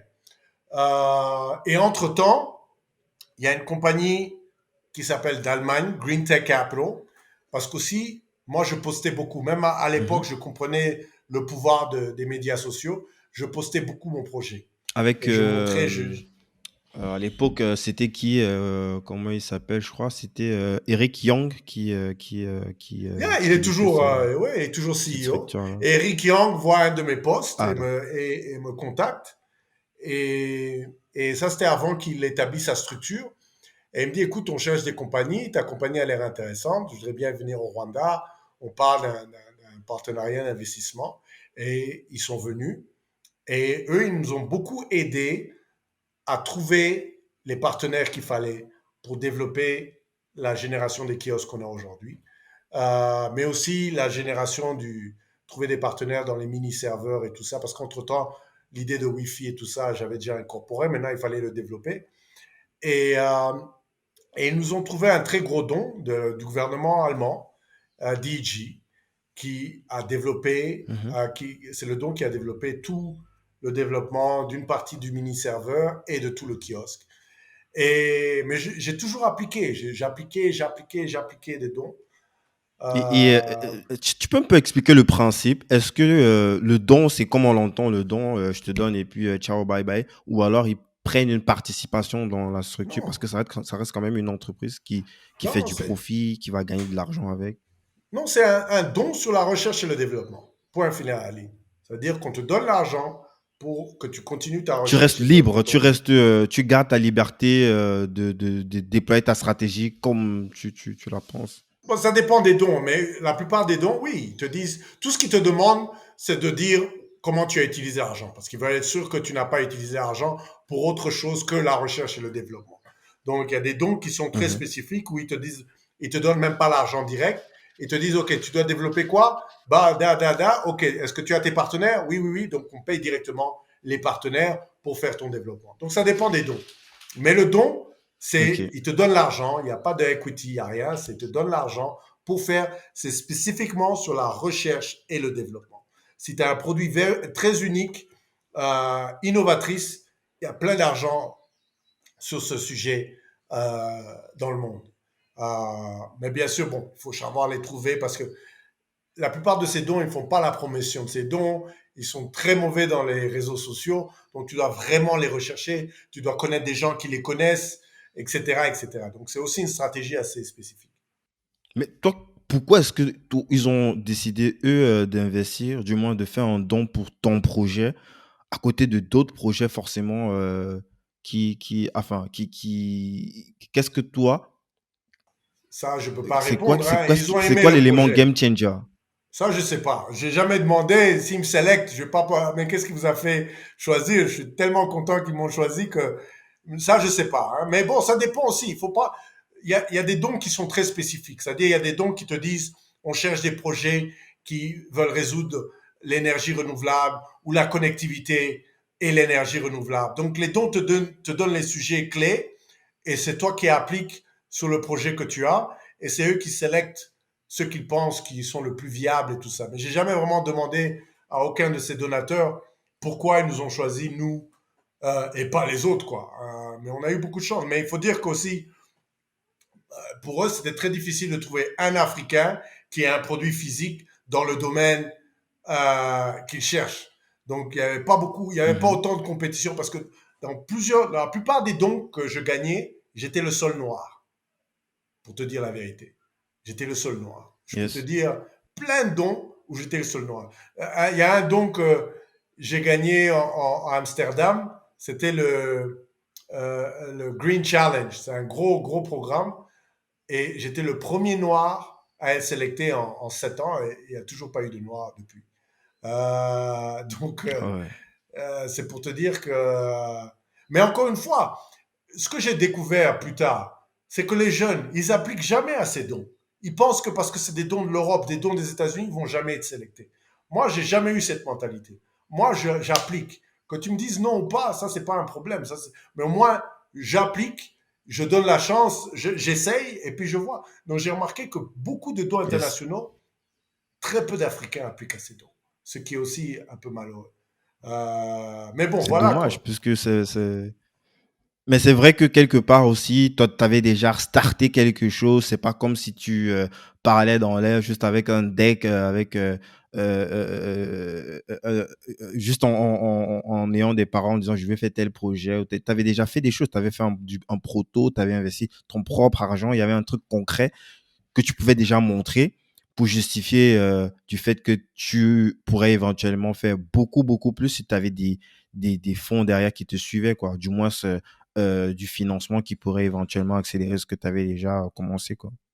Oui, c'est vrai que plus tu as quelque chose, plus c'est facile de recevoir le don parce que les dons, comme tout investissement, ils veulent voir que tu vas pas. Enfin, ils veulent voir que tu es sérieux, quoi. Ça, c'est très important. Mhm. Mais n'empêche, l'erreur que Ouais. beaucoup de jeunes Africains font, que je pense que pourrait changer aussi la donne, c'est qu'ils ne participent pas dans les réseaux sociaux. Ils ne documentent pas leur voyage dans l'entrepreneuriat, leurs produits. Moi, j'ai rencontré plein de jeunes qui développent des trucs incroyables un peu partout, ici, au Nigeria, au Kenya, mais ils n'ont pas de présence dans les réseaux sociaux. Leur mentalité, c'est que si je mets ça, quelqu'un va me copier, ou si je mets ça, euh, euh, les gens vont commencer à venir me demander l'argent. Donc, c'est vraiment la mentalité comment j'appelle ça? J'ai pas envie d'être négatif, mais c'est pas une mentalité qui les aide à s'agrandir. C'est vraiment une mentalité très fermée. Et c'est ça l'erreur. Moi, ce qui m'a beaucoup aidé dans la vie, c'est l'Internet et les réseaux sociaux. Documenter, parce que tout le Mhm. monde, même les donneurs, quand ils Ils t'ont vu recherchent quelque quelqu'un, part sur Internet. oui, quand ils recherchent quelqu'un, qu'est-ce qu'ils font? Ils vont sur Google, comme tout le monde, et ils mettent ton nom, et ils regardent si ça vient, qu'est-ce que tu as fait, tout ça. Et plus tu as de présence sociale, plus les gens te prennent au sérieux. Moi, allez, je peux te parler d'autre chose parce que maintenant je fais beaucoup de speaking engagement. Pourquoi? C'est grâce à mes vlogs. Les gens me trouvent sur les vlogs. Si j'avais jamais fait de vlog, les gens m'auraient jamais trouvé. Les réseaux sociaux, malheureusement, on utilise les réseaux sociaux pour des bêtises. Les selfies, là, ceci. Alors que si tu utilises ça de façon vraiment sérieuse, tu peux vraiment bâtir un business solide, mais aussi ta réputation. Tu peux bâtir une réputation internationale. You know? Les réseaux sociaux, c'est incroyable. C'est juste qu'on n'utilise pas ça proprement. Donc, moi, c'est ça qui m'a beaucoup aidé, hein.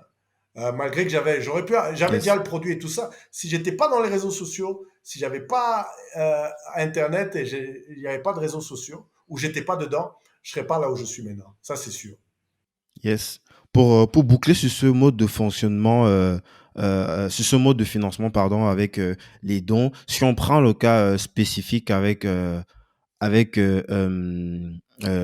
Tech, euh, est-ce qu'il y a quand même une sorte de, tu vois, un peu comme les fonds, une sorte de due diligence pour inspecter en fait que ce que tu as dit ou ce que tu as écrit correspond à la réalité, à ce qui est sur le terrain? Oui, chaque organisation a sa propre structure de due diligence. Mais Green Tech, ce qu'il a fait, Eric est venu au Rwanda pour voir ce qu'on faisait, voir les kiosques. Il a passé quelques jours, on a beaucoup parlé. Il a visité nos agents. À l'époque, on était toujours dans le modèle d'agent, avant qu'on change aujourd'hui. Mais oui, oui, Mhm. absolument. Il a fait ses due diligence. C'était leur due diligence à l'époque. Et il cherchait des compagnies dans notre secteur. Mais maintenant, Mhm. bon, la plupart des due diligence maintenant se font sur Internet. Mais plus tu as sur, euh, sur les réseaux sociaux, les sites Internet, nous on a des vidéos, plus tu as, moins le due diligence devient compliqué. C'est ça la Ouais. clé aussi. Ils ont tout disponible online, quoi. Ils peuvent directement aller Mais oui, creuser si j'ai des dessus, quoi. vidéos, des kiosques, j'en parle. Si j'ai été. Parce qu'une des stratégies que je faisais dès le début, très tôt, je postulais dans les journaux. Les journaux télé, CNN, BBC, pour venir faire une histoire sur Arrête. Parce qu'encore une fois, et ça peut-être ça vient des États-Unis, je comprends le pouvoir des réseaux sociaux, le pouvoir des médias. Donc Les j'ai fait médias. ça dès Ouais. le début.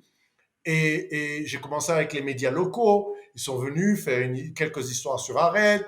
Et puis, les médias internationaux sont venus. Et tout ça m'a aidé à augmenter ma crédibilité. Parce que c'est l'investissement, les dons, l'investissement, tout ce qui est dans l'argent, c'est une question de crédibilité.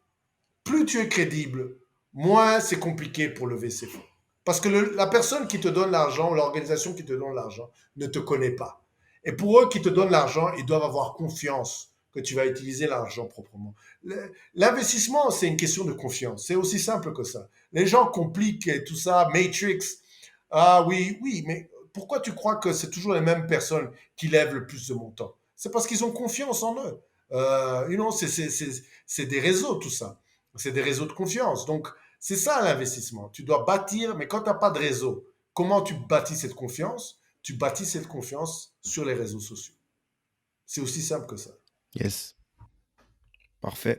On va revenir justement sur les services qui sont venus après justement la recharge téléphonique. Euh, Toi, tu as parlé de nouveaux segments que tu as justement après les levées, j'imagine, déployés pour essayer de trouver une forme de rentabilité vu que juste la recharge téléphonique ne suffisait pas.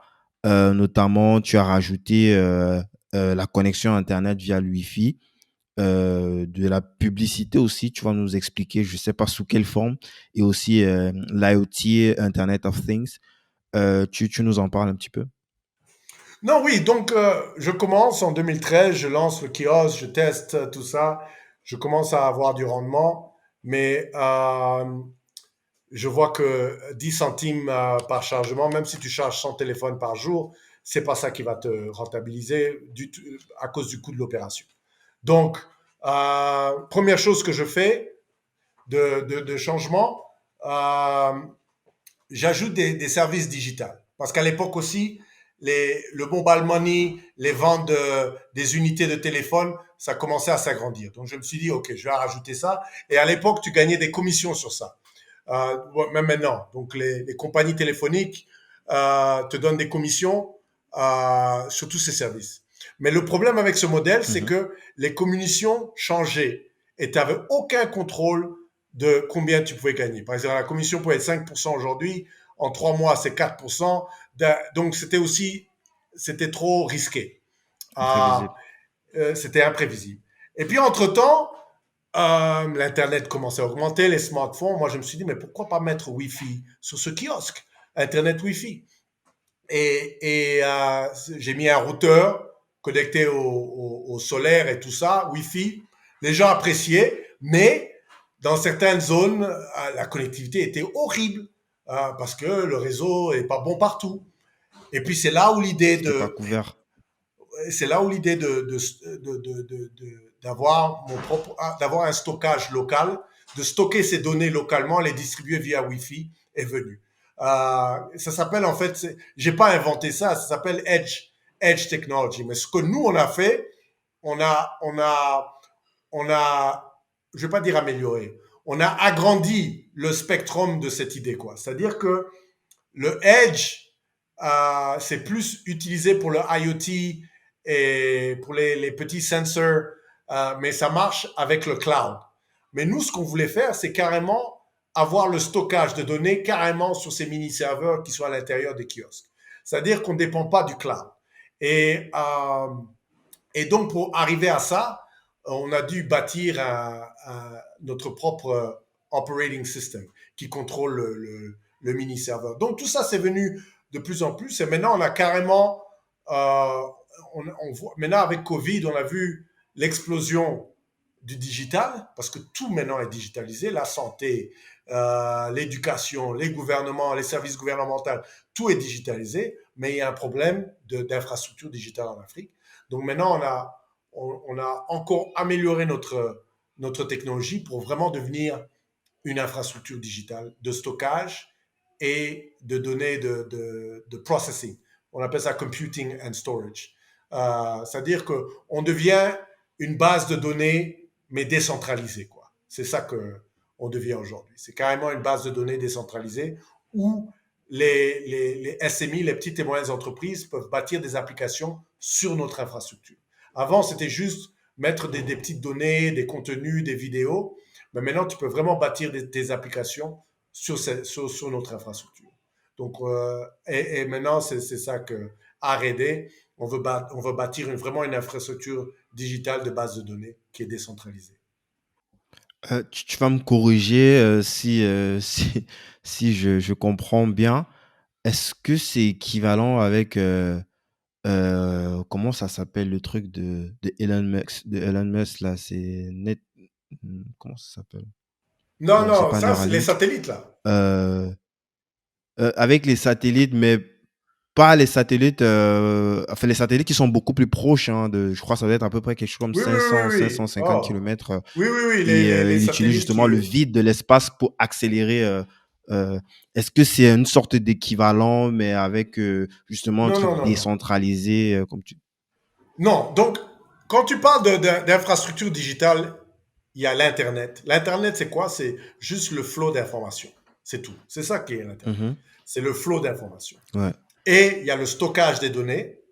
Et puis, il y a le computing Mhm. power pour procéder les applications, les mathématiques, quoi, des computing Mhm. power. Donc, c'est ça un peu l'infrastructure de l'Internet, du digital. Donc, en Ouais. Afrique, toutes ces compagnies se concentrent tous sur l'Internet, le flot des données. Mais les Mhm. bases de données sont toujours stockées en dehors de l'Afrique.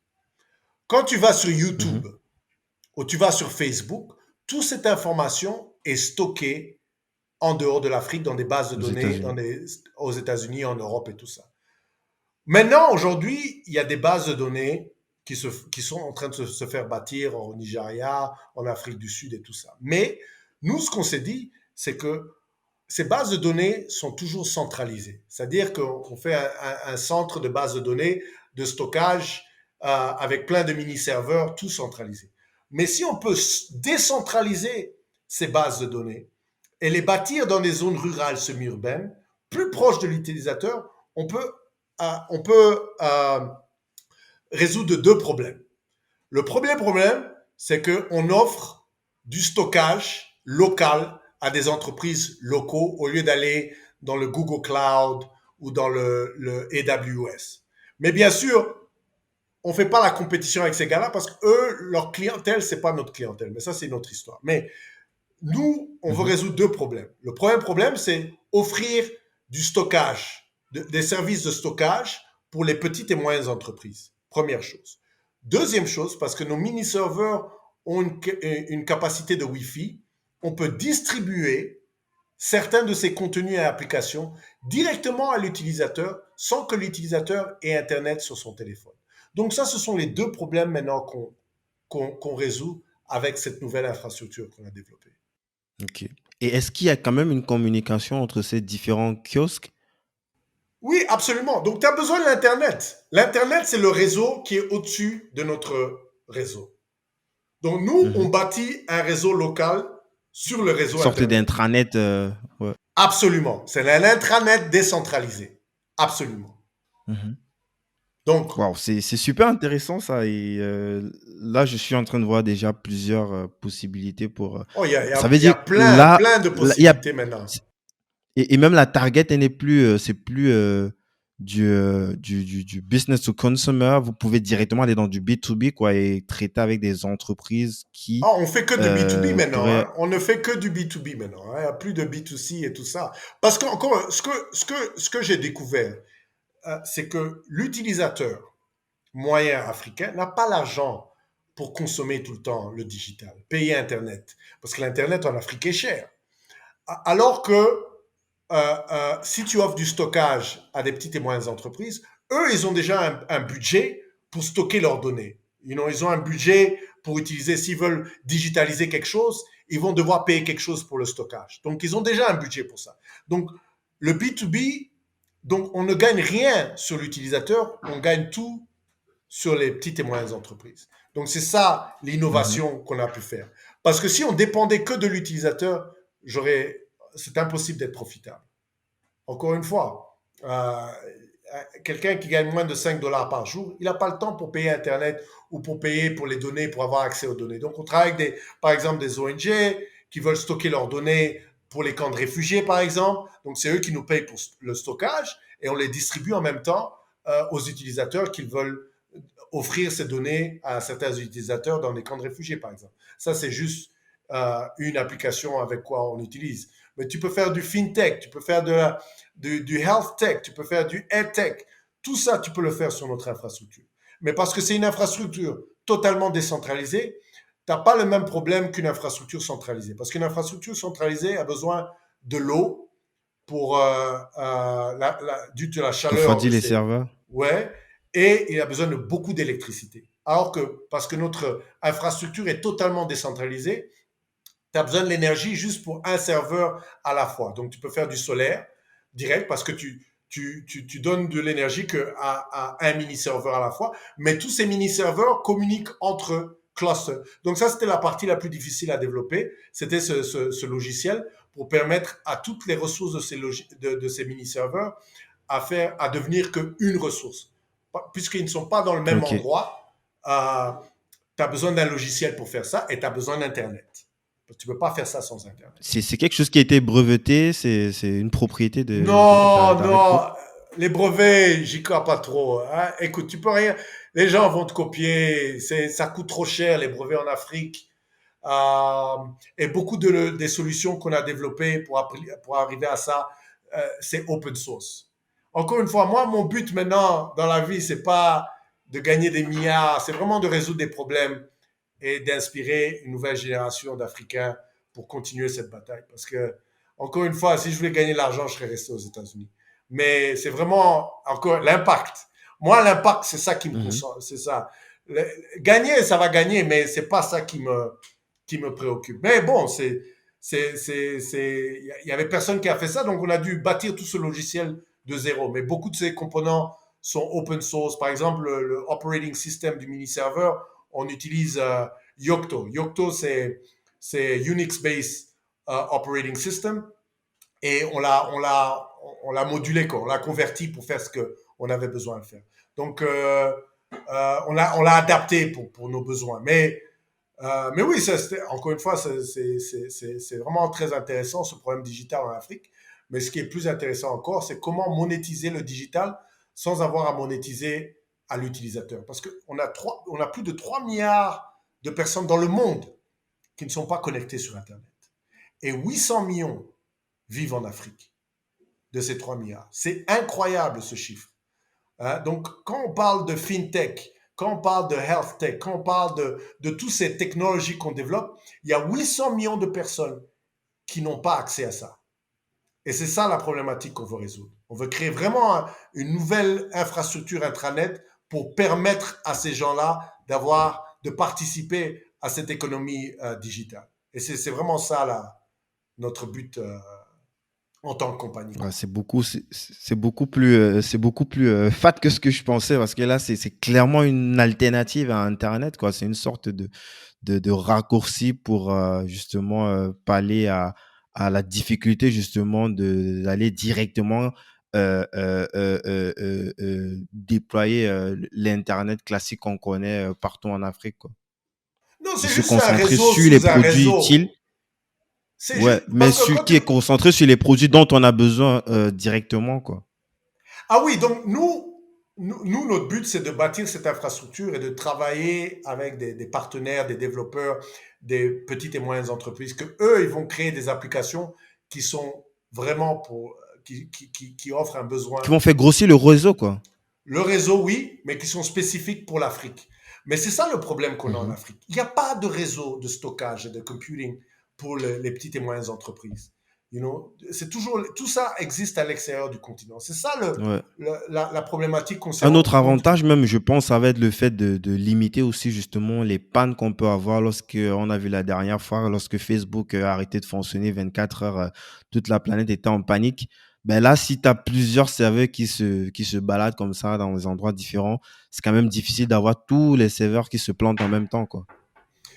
Ça, c'est absolument vrai. En plus, question de sécurité, c'est beaucoup plus sécure d'avoir un réseau totalement décentralisé qu'un réseau centralisé. Mais la problématique aussi, c'est quoi? Quand tu stockes tes données, je donne un exemple des gouvernements qui stockent beaucoup de leurs données en dehors de l'Afrique. Si ces pays se fâchent contre un président, ils coupent les vannes, c'est fini, c'est terminé. Ouais, Hein? Donc il y a c'est un vrai. besoin, l'Afrique doit bâtir ses propres infrastructures. C'est comme bâtir des routes et des parkings, c'est la même chose. Hein? L'Internet, c'est la route et le stockage, et c'est les parkings. Nous, on a la route, mais on parque en Europe ou aux États-Unis. C'est ça qu'on fait. On parque nos données dans des pays étrangers. C'est incroyable. Je comprends pas. Et on pense que, bon, il y a quelques pays maintenant qui se sont réveillés un peu, qui sont en train de changer les lois, mais il y a encore beaucoup à faire parce qu'ils changent les lois, mais il n'y a toujours pas d'infrastructures, ou il n'y a pas assez d'infrastructures, ou il n'y a pas d'infrastructures qui sont peu chères. Parce que c'est ça aussi euh, on a dû décentraliser. Pourquoi on a décentralisé? Parce que le coût est beaucoup moindre qu'une infrastructure centralisée. Donc on passe ce coût à l'utilisateur. Maintenant, l'utilisateur, au lieu de payer 100 dollars, 200 dollars par mois, il peut payer 5, 10, 15 dollars avec sur notre infrastructure. Mais bien sûr, on n'essaie pas de remplacer les infrastructures, les centres de data centralisés, parce qu'eux, ils sont plus pour les grosses boîtes, les télécoms, les gouvernements. Eux, ils vont plus être intéressés par ce genre de centralisation, parce qu'il faut dire aussi, il y a des avantages et des désavantages dans des centres centralisés, et il y a aussi la même chose dans les centres décentralisés. Mais nous, ce qu'on veut faire, c'est vraiment résoudre le problème des PME, des petites et moyennes entreprises, qui n'ont pas d'infrastructure pour digitaliser leur business. Parce que ça coûte trop cher. C'est ça Yes. vraiment notre canot, quoi. Yes. Tu as quel type d'entreprise encore, à part les ONG? Disons, comment se préqualifier ou se qualifier pour potentiellement utiliser les solutions d'arrêt de troupe? On travaille avec une fintech compagnie en Éthiopie qui s'appelle Belcash. C'est une grosse boîte qui va nous aider. Donc, d'abord, tu dois bâtir l'infrastructure. D'abord. Mhm. Donc, nous, on travaille avec des partenaires qui nous aident à bâtir cette infrastructure sur le terrain. Et on fait un revenue sharing, c'est-à-dire qu'on partage les revenus avec ce partenaire après avoir bâti cette infrastructure, on trouve des clients maintenant qui veulent bâtir leur application sur cette infrastructure. Et c'est comme ça que le modèle marche. Mais nos plus gros partenaires vont sûrement être dans le futur les télécoms. Parce que les télécoms maintenant, surtout les télécoms africains, commencent à se réveiller parce que maintenant, ils voient que la digitalisation augmente. Beaucoup de ces télécoms gagnaient sur le mobile money, mais maintenant les fintech ont beaucoup réduit leurs revenus Mhm. sur les mobile money. Donc maintenant, MTN récemment d'ailleurs a pivoté. Et MTN n'est plus une compagnie téléphonique, mais maintenant MTN est une compagnie de technologie.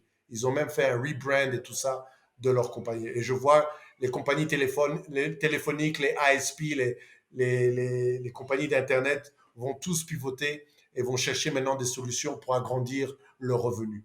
Et ça va devenir nos plus grands partenaires dans le futur. Mais nous, on veut bâtir le plus gros réseau décentralisé en Afrique. C'est ma nouvelle vision. Euh, euh, et qui est localisé. C'est-à-dire que chaque pays aura un certain montant de mini-serveurs qui va pouvoir adresser le besoin des PME localement. Donc c'est vraiment, non seulement c'est une infrastructure décentralisée, mais c'est localement bâti. C'est-à-dire que t'as pas, si tu es au Il n'y a pas de Burkina, communication avec la Côte d'Ivoire, le non, Congo, entre les ça va kiosques du tous être, Congo. Ok. ça va être, parce que maintenant le problème de données est devenu un problème d'État. Et ça va, Mhm. la plupart des pays vont passer tous des lois pour protéger leurs données. Ça va venir ça. Donc maintenant on veut vraiment se préparer pour avoir une On infrastructure anticipe. locale dans tous ces différents pays on veut servir. Yes. Avant de passer aux questions de fin, là, je voulais savoir vu qu'il y a quand même un gros pivot entre le Arred il y a quelques années et Arred Group d'aujourd'hui, euh, qui c'est qui les antennes d'Arred Group aujourd'hui? À l'époque, on avait à peu près tout le monde, monsieur tout le monde qui pouvait avoir son kiosque gratuitement, je pense, d'après ce que j'ai lu, et où ils pouvaient vendre justement les différents produits et services d'arrêt, notamment la recharge téléphonique, la connexion Internet, ou alors le partage de la publicité et tout. Qui aujourd'hui peut avoir un kiosque et justement servir entre guillemets d'antenne de relais dans tout ce réseau intranet connecté. Donc, on n'est plus vraiment dans le kiosque. Donc, maintenant, je te donne beaucoup d'informations, mais on a vendu le parti kiosque à une manufacture à Hong Kong, qui eux Mhm. s'occupent maintenant. Donc, ce que j'ai découvert avec ces kiosques, oui, ça avait un impact, mais c'est un petit business. C'est pas un business qui peut s'agrandir. Mhm. C'est-à-dire que le modèle n'était pas bon, la demande des kiosques dans les zones rurales et tout ça est très minime. C'était très difficile de monétiser. Donc, quand j'ai commencé, tu as raison, on ne donnait pas, on louait ces kiosques, mais l'agent ne pouvait plus rentabiliser. Donc, on a essayé de faire le modèle où on vendait les kiosques aux télécos et eux, ils implémentent et mettent leur argent. Mais beaucoup maintenant de télécos ne sont plus intéressés par ce business de kiosque parce que la connectivité arrive et maintenant tu peux distribuer tes services directement à l'utilisateur avec les applications et tout ça. Donc, j'ai vu, l'Internet a amené beaucoup de changements sur le terrain. Tu vois ce que je veux dire? Donc, j'ai dû pivoter. Et sur tous les parties de développement qu'on avait déjà fait, j'ai vu que le côté mini-serveur avait le plus d'opportunités. Donc, je vais dire liquidé. On fait toujours le kiosque, c'est-à-dire que si c'est un client qui a besoin de kiosque, on le connecte directement avec nos partenaires à Hong Kong, mais c'est plus un business que nous, Mhm. on rentabilise. Maintenant, C'est nous, on toujours est brandé vraiment... à Red ou c'est Non, non, c'est le fini tout partenaire, ça. il a C'est changé fini. tout. C'est Non, c'est fini. Il y a ok. plus de... Comme je dis, l'idée de contrôler les kiosques, c'est fini. Ça, c'était l'idée initiale. On voulait, Mhm. l'idée initiale était de bâtir l'infrastructure des kiosques et vendre des services à partir de nos kiosques. Mais on a vu que, encore une fois, tu pouvais pas rentabiliser ça euh, proprement, c'est-à-dire devenir profitable. Tu ne peux pas devenir profitable avec ce genre de modèle. Mhm. Donc maintenant, on fait du white label. White label des kiosques. Tu achètes, si tu veux le kiosque, tu Ouais, achètes la marque directement blanche. du manufacture. Euh, mais nous, on se concentre maintenant sur cette infrastructure digitale. C'est vraiment. Mais, et puis, cette infrastructure digitale est pas vieux. Hein? Il est 2 ans. On a commencé ça juste avant de Covid. Et Covid nous a montré que Mhm. c'est vraiment le secteur à être. C'est Parce que là où il Covid faut. a vraiment accéléré plein de choses. Donc maintenant, on s'est dit, écoute, on va pas se casser la tête. On élimine les kiosques, on se concentre 100% sur ça. Mais vous avez quand même accès au réseau des kiosques, je veux dire, pour Oui, oui, c'est potentiellement un vendre vos partenaire. Donc, produits, le vos partenaire a services. acheté a une Parce licence que ça vous donne quand même d'un. accès à tout un marché, quoi. C'est des gens qui sont déjà sur place et qui vous ouvrent justement les portes à leurs clients. J'ai pas compris. Dans Je quel veux dire, sens? si les kiosques, dans le sens où bah, les kiosques, chaque kiosque a un portefeuille client localement. Et ce portefeuille client peut potentiellement vendre, peut potentiellement bénéficier des produits d'Arrête Group, quoi. En tout cas, tout ce qui concerne la partie software ou. Non, donc si je comprends bien, si le kiosque a un mini-serveur, nous, on se concentre sur ce mini-serveur. Parce que le kiosque, maintenant, le client, s'il veut un kiosque, il achète. C'est à lui le kiosque. Mais le Mhm. mini-serveur, c'est Ouais, nous qui le contrôlons. Tu vois ce que je veux dire? Mais ouais. ce mini-serveur Mhm. n'a pas nécessairement, ne doit pas être seulement sur le kiosque. Il peut être dans les zones publiques, dans les restaurants, dans des bus, dans plusieurs différents endroits. Il n'est pas limité par seulement le kiosque. Mais maintenant, nous, on se Mhm. concentre sur ce mini-serveur et bâtir cette infrastructure digitale de stockage. Là, mais on a des Ouais. clients Mais qui est-ce achètent qu'il le sert kiosque. d'antenne de relais pour justement agrandir le réseau, quoi? Ce que Oui, je veux ils dire. peuvent. Est-ce Ils que au peuvent. moins il permet. Plus Ok. tu ajoutes de mini. Mais il y a des clients qui achètent ce kiosque sans mini-serveur. Ils veulent juste des chargements de téléphone dans leur communauté. Ils ne sont pas intéressés par le côté digital. Donc, nous, le kiosque, c'est le client qui décide. Mais s'il veut le kiosque avec le mini-serveur, ça rajoute à notre réseau, absolument, euh, de stockage. Parce que plus tu as de mini-serveurs, plus ton infrastructure est grande. Yes. Donc, les nouveaux clients qui arrivent maintenant en B2B, généralement, vous allez installer ce serveur-là et justement le mettre en réseau avec tout le reste de l'infrastructure, quoi. Du pays, oui. Donc, mais Ouais, localement nos du pays, ouais. partenaires ne se concentrent pas sur le kiosque. Ils sont plus intéressés par le mini-serveur que le kiosque. Mini Donc, on a serveur. certains partenaires qui veulent des kiosques avec mini-serveur, mais la plupart de nos partenaires, ils veulent juste le mini-serveur pour l'implémenter dans des zones publiques, dans les zones où il y a beaucoup de gens et tout ça, pour bâtir cette infrastructure. C'est moins cher et Yes. c'est beaucoup plus rapide à On, implémenter.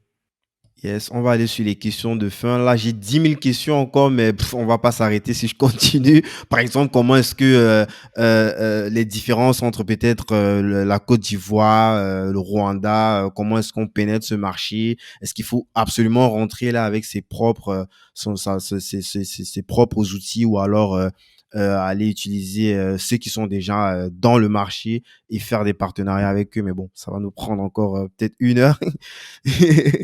Bah, je te propose bah, de me partager, Henri, si tu le veux bien. Comment est-ce que tu progresses? Progresse dans quel sens? Professionnel, personnel, mentalement? Bah, c'est toi qui vois. Écoute, ma progression générale, euh, maintenant, mon but personnel, en tout cas, c'est d'aider la jeune génération dans l'entrepreneuriat. Je fais beaucoup de coaching. C'est vraiment ça qui me passionne maintenant. Coacher les jeunes, leur apprendre l'expertise que j'ai, quoi. Tu vois ce que je veux dire? Un des problèmes que j'ai vu en Mhm. Afrique, et on ne partage pas beaucoup les informations entre nous. On ne s'aide pas beaucoup entre nous. Et ça, c'est quelque chose que je veux changer. C'est pour ça que j'ai commencé mon vlog. Mais c'est vraiment ça, mon plus gros changement. C'est vraiment qu'est-ce que je peux faire pour cette jeune nouvelle génération. Parce que maintenant, l'Afrique est devenu le nouveau Eldorado du monde. Tout le monde vit en Afrique maintenant. Euh, Pas seulement pour les minerais, mais maintenant pour les technologies et tout ça. Donc la compétition dans tous les domaines, l'agriculture, il y a plein de compagnies étrangères dans l'agriculture en Afrique. Et tout ça va amener, euh, va amène une certaine compétition. Et on doit préparer ces jeunes. On doit préparer ces jeunes mentalement, les aider financièrement. Et moi, je veux faire le parti mental et coaching, quoi. Donc, c'est vraiment ça. Et puis, bien Mhm. sûr, le côté famille, mes enfants, maintenant, c'est le côté le plus important. Mais le business, avant, j'ai fait du business pendant longtemps pour prouver aux autres, surtout ma famille, mes amis, que je pouvais le faire. Maintenant, le business, c'est plus euh, pour inspirer la jeunesse, que c'est possible pour un noir africain à faire ce qu'il veut, à développer ce qu'il veut, ce qui lui passe par la tête, n'importe quelle idée. C'est vraiment devenu plus une inspiration que de prouver aux autres que je pouvais le faire. Donc c'est aussi la partie qui a changé aussi en moi. Yes. Comment on fait pour souscrire? Est-ce que tu as, c'est sur ton site internet ou pour des gens qui seraient intéressés par du coaching? Oui, henri-carondi.com et je suis dans tous les Ok. réseaux sociaux, enfin tous. LinkedIn, Hmm. c'est mon préféré. LinkedIn, Twitter, Instagram, Facebook, tu peux me connecter directement, envoyer un message directement Yes. On va sur mettre ces réseaux. tous les liens dans la description de l'épisode. OK. Est-ce que tu as des regrets, Henri? Euh, Écoute, le seul regret que j'ai, c'est que j'ai pas grandi avec ma fille. On s'est séparé avec la maman très jeune. Elle a grandi avec la maman. C'est le seul regret que j'ai. Le reste, non, man. Moi, j'ai vécu tout ce que j'ai eu en tête, je l'ai vécu, man. Il n'y a rien d'autre que je regrette. J'ai tellement foiré, mais je regrette rien, man. Ma vie, j'ai eu beaucoup de chance et j'ai vraiment vécu, quoi. J'ai vraiment vécu et même les bas, parce que il y a eu un moment où je vivais dans ma voiture pendant une semaine aux États-Unis. Même les bas, ça m'a beaucoup aidé à former la personne dont je suis aujourd'hui. Donc, non, le seul regret, c'est ma fille. Le reste, j'en ai pas. C'est quoi ta plus grande fierté? Ah, mes enfants, hein, mes enfants. Euh, je ne vais pas dire que ma mère, c'est ma fierté, mais ma mère, j'ai eu la chance d'avoir C'est une sa mère que fierté j'ai en tout eue. cas. Oui, oui, mais j'ai eu la chance, hein, j'ai eu la chance parce que malgré qu'elle me disait tous ces noms, là, là, je suis fatigué, ma mère m'a toujours supporté, toujours, parce que j'en ai fait des conneries, hein, vraiment, j'en parle beaucoup dans le livre, mais j'en ai fait des conneries, hein. Donc, mais même ma fierté maintenant, c'est mes enfants, c'est vraiment ma nouvelle, c'est vraiment ma fierté, quoi. Yes. Tu nous as cité déjà le bouquin de Napoléon Hill, Réfléchir et devenir riche. Est-ce que tu aurais d'autres bouquins à recommander, à part ton bouquin? On va bien sûr mettre les liens en description. Ah, alors, j'en ai lu beaucoup, mais moi les noms malheureusement. Mais il y a un autre bouquin qui m'a beaucoup aidé pendant mes jours où j'étais vraiment déprimé, je doutais beaucoup. J'ai oublié le titre, ça s'appelle Unstoppable, mais j'ai oublié l'auteur. Je crois que c'est une Unstoppable. femme d'ailleurs, mais ça s'appelle Unstoppable. C'est plusieurs histoires de personnes qui viennent de régions très pauvres ou des gens qui ont un handicap qui arrivent à, comment dire, à achieve, qui arrivent à Mhm. acquérir des buts incroyables. Et ça m'a beaucoup motivé, ça. Ça m'a beaucoup, beaucoup motivé parce que j'ai utilisé ce bouquin.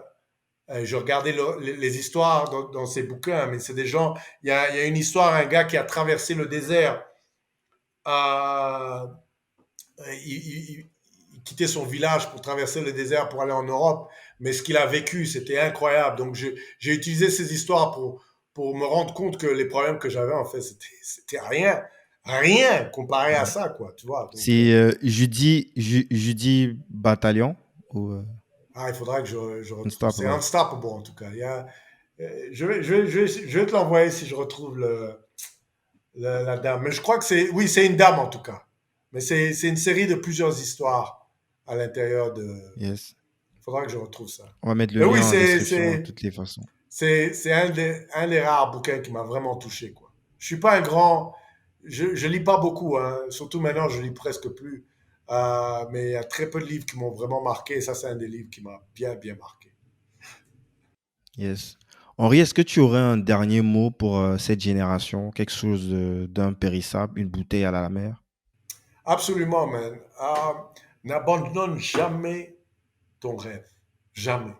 Peu importe si tu es en bas, peu importe si tu penses que tu as tout le monde entier, tu penses que le monde entier est contre toi et personne n'est intéressé à ton idée, tu as des refus 24 heures sur 24.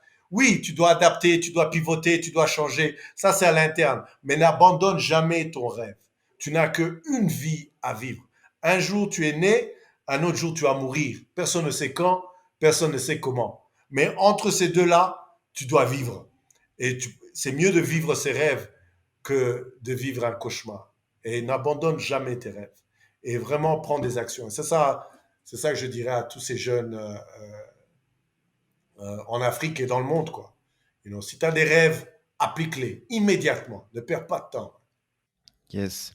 Henri, ce podcast s'appelle Débrouillard. C'est quoi pour toi un débrouillard? C'est un gars qui, qui arrive à acquérir ses buts avec des ressources très minimum. D'ailleurs, débrouillard, c'est ma vie, hein. C'est exactement ma vie, quoi. Hein, quand tu as très peu de ressources, tu deviens débrouillard. Et moi, pour moi, débrouillard, c'est quelqu'un qui pense, réfléchit, qui est très créatif. C'est-à-dire qui ne se limite pas par les problèmes qu'il a. Bon, si j'ai ce problème, oh, je ne vais pas pouvoir résoudre. Non. Il devient très créatif en pensant à différents aspects, à comment résoudre ce problème avec des ressources minimum. Pour moi, ça, c'est un débrouillard. Et un débrouillard, c'est quelqu'un qui réussit toujours. Parce que quand tu apprends ce don à se débrouiller, il n'y a rien qui peut t'arrêter. Rien. Écoute, je te remercie, Henri. Moi, j'ai passé un super moment. J'ai Merci. même pas vu le temps passer en plus et j'espère qu'on aura l'occasion de se parler bientôt pour que tu nous montres un petit peu l'évolution de cette Internet nouvelle génération que tu es en train de bâtir. Parce que pour moi, je trouve que ce réseau d'intranet, en fait, c'est l'Internet de demain pour l'Afrique. J'ai hâte de voir ça, de suivre ça de près. Merci beaucoup, Henri. Non, merci encore pour l'opportunité. Et oui, on va garder contact, hein. J'adore voir des podcasts d'Africains qui ont des contenus africains. C'est très important pour cette jeunesse. Donc, continue le boulot, hein. Franchement, chapeau. Nice. À très vite. Salut. À plus, à plus.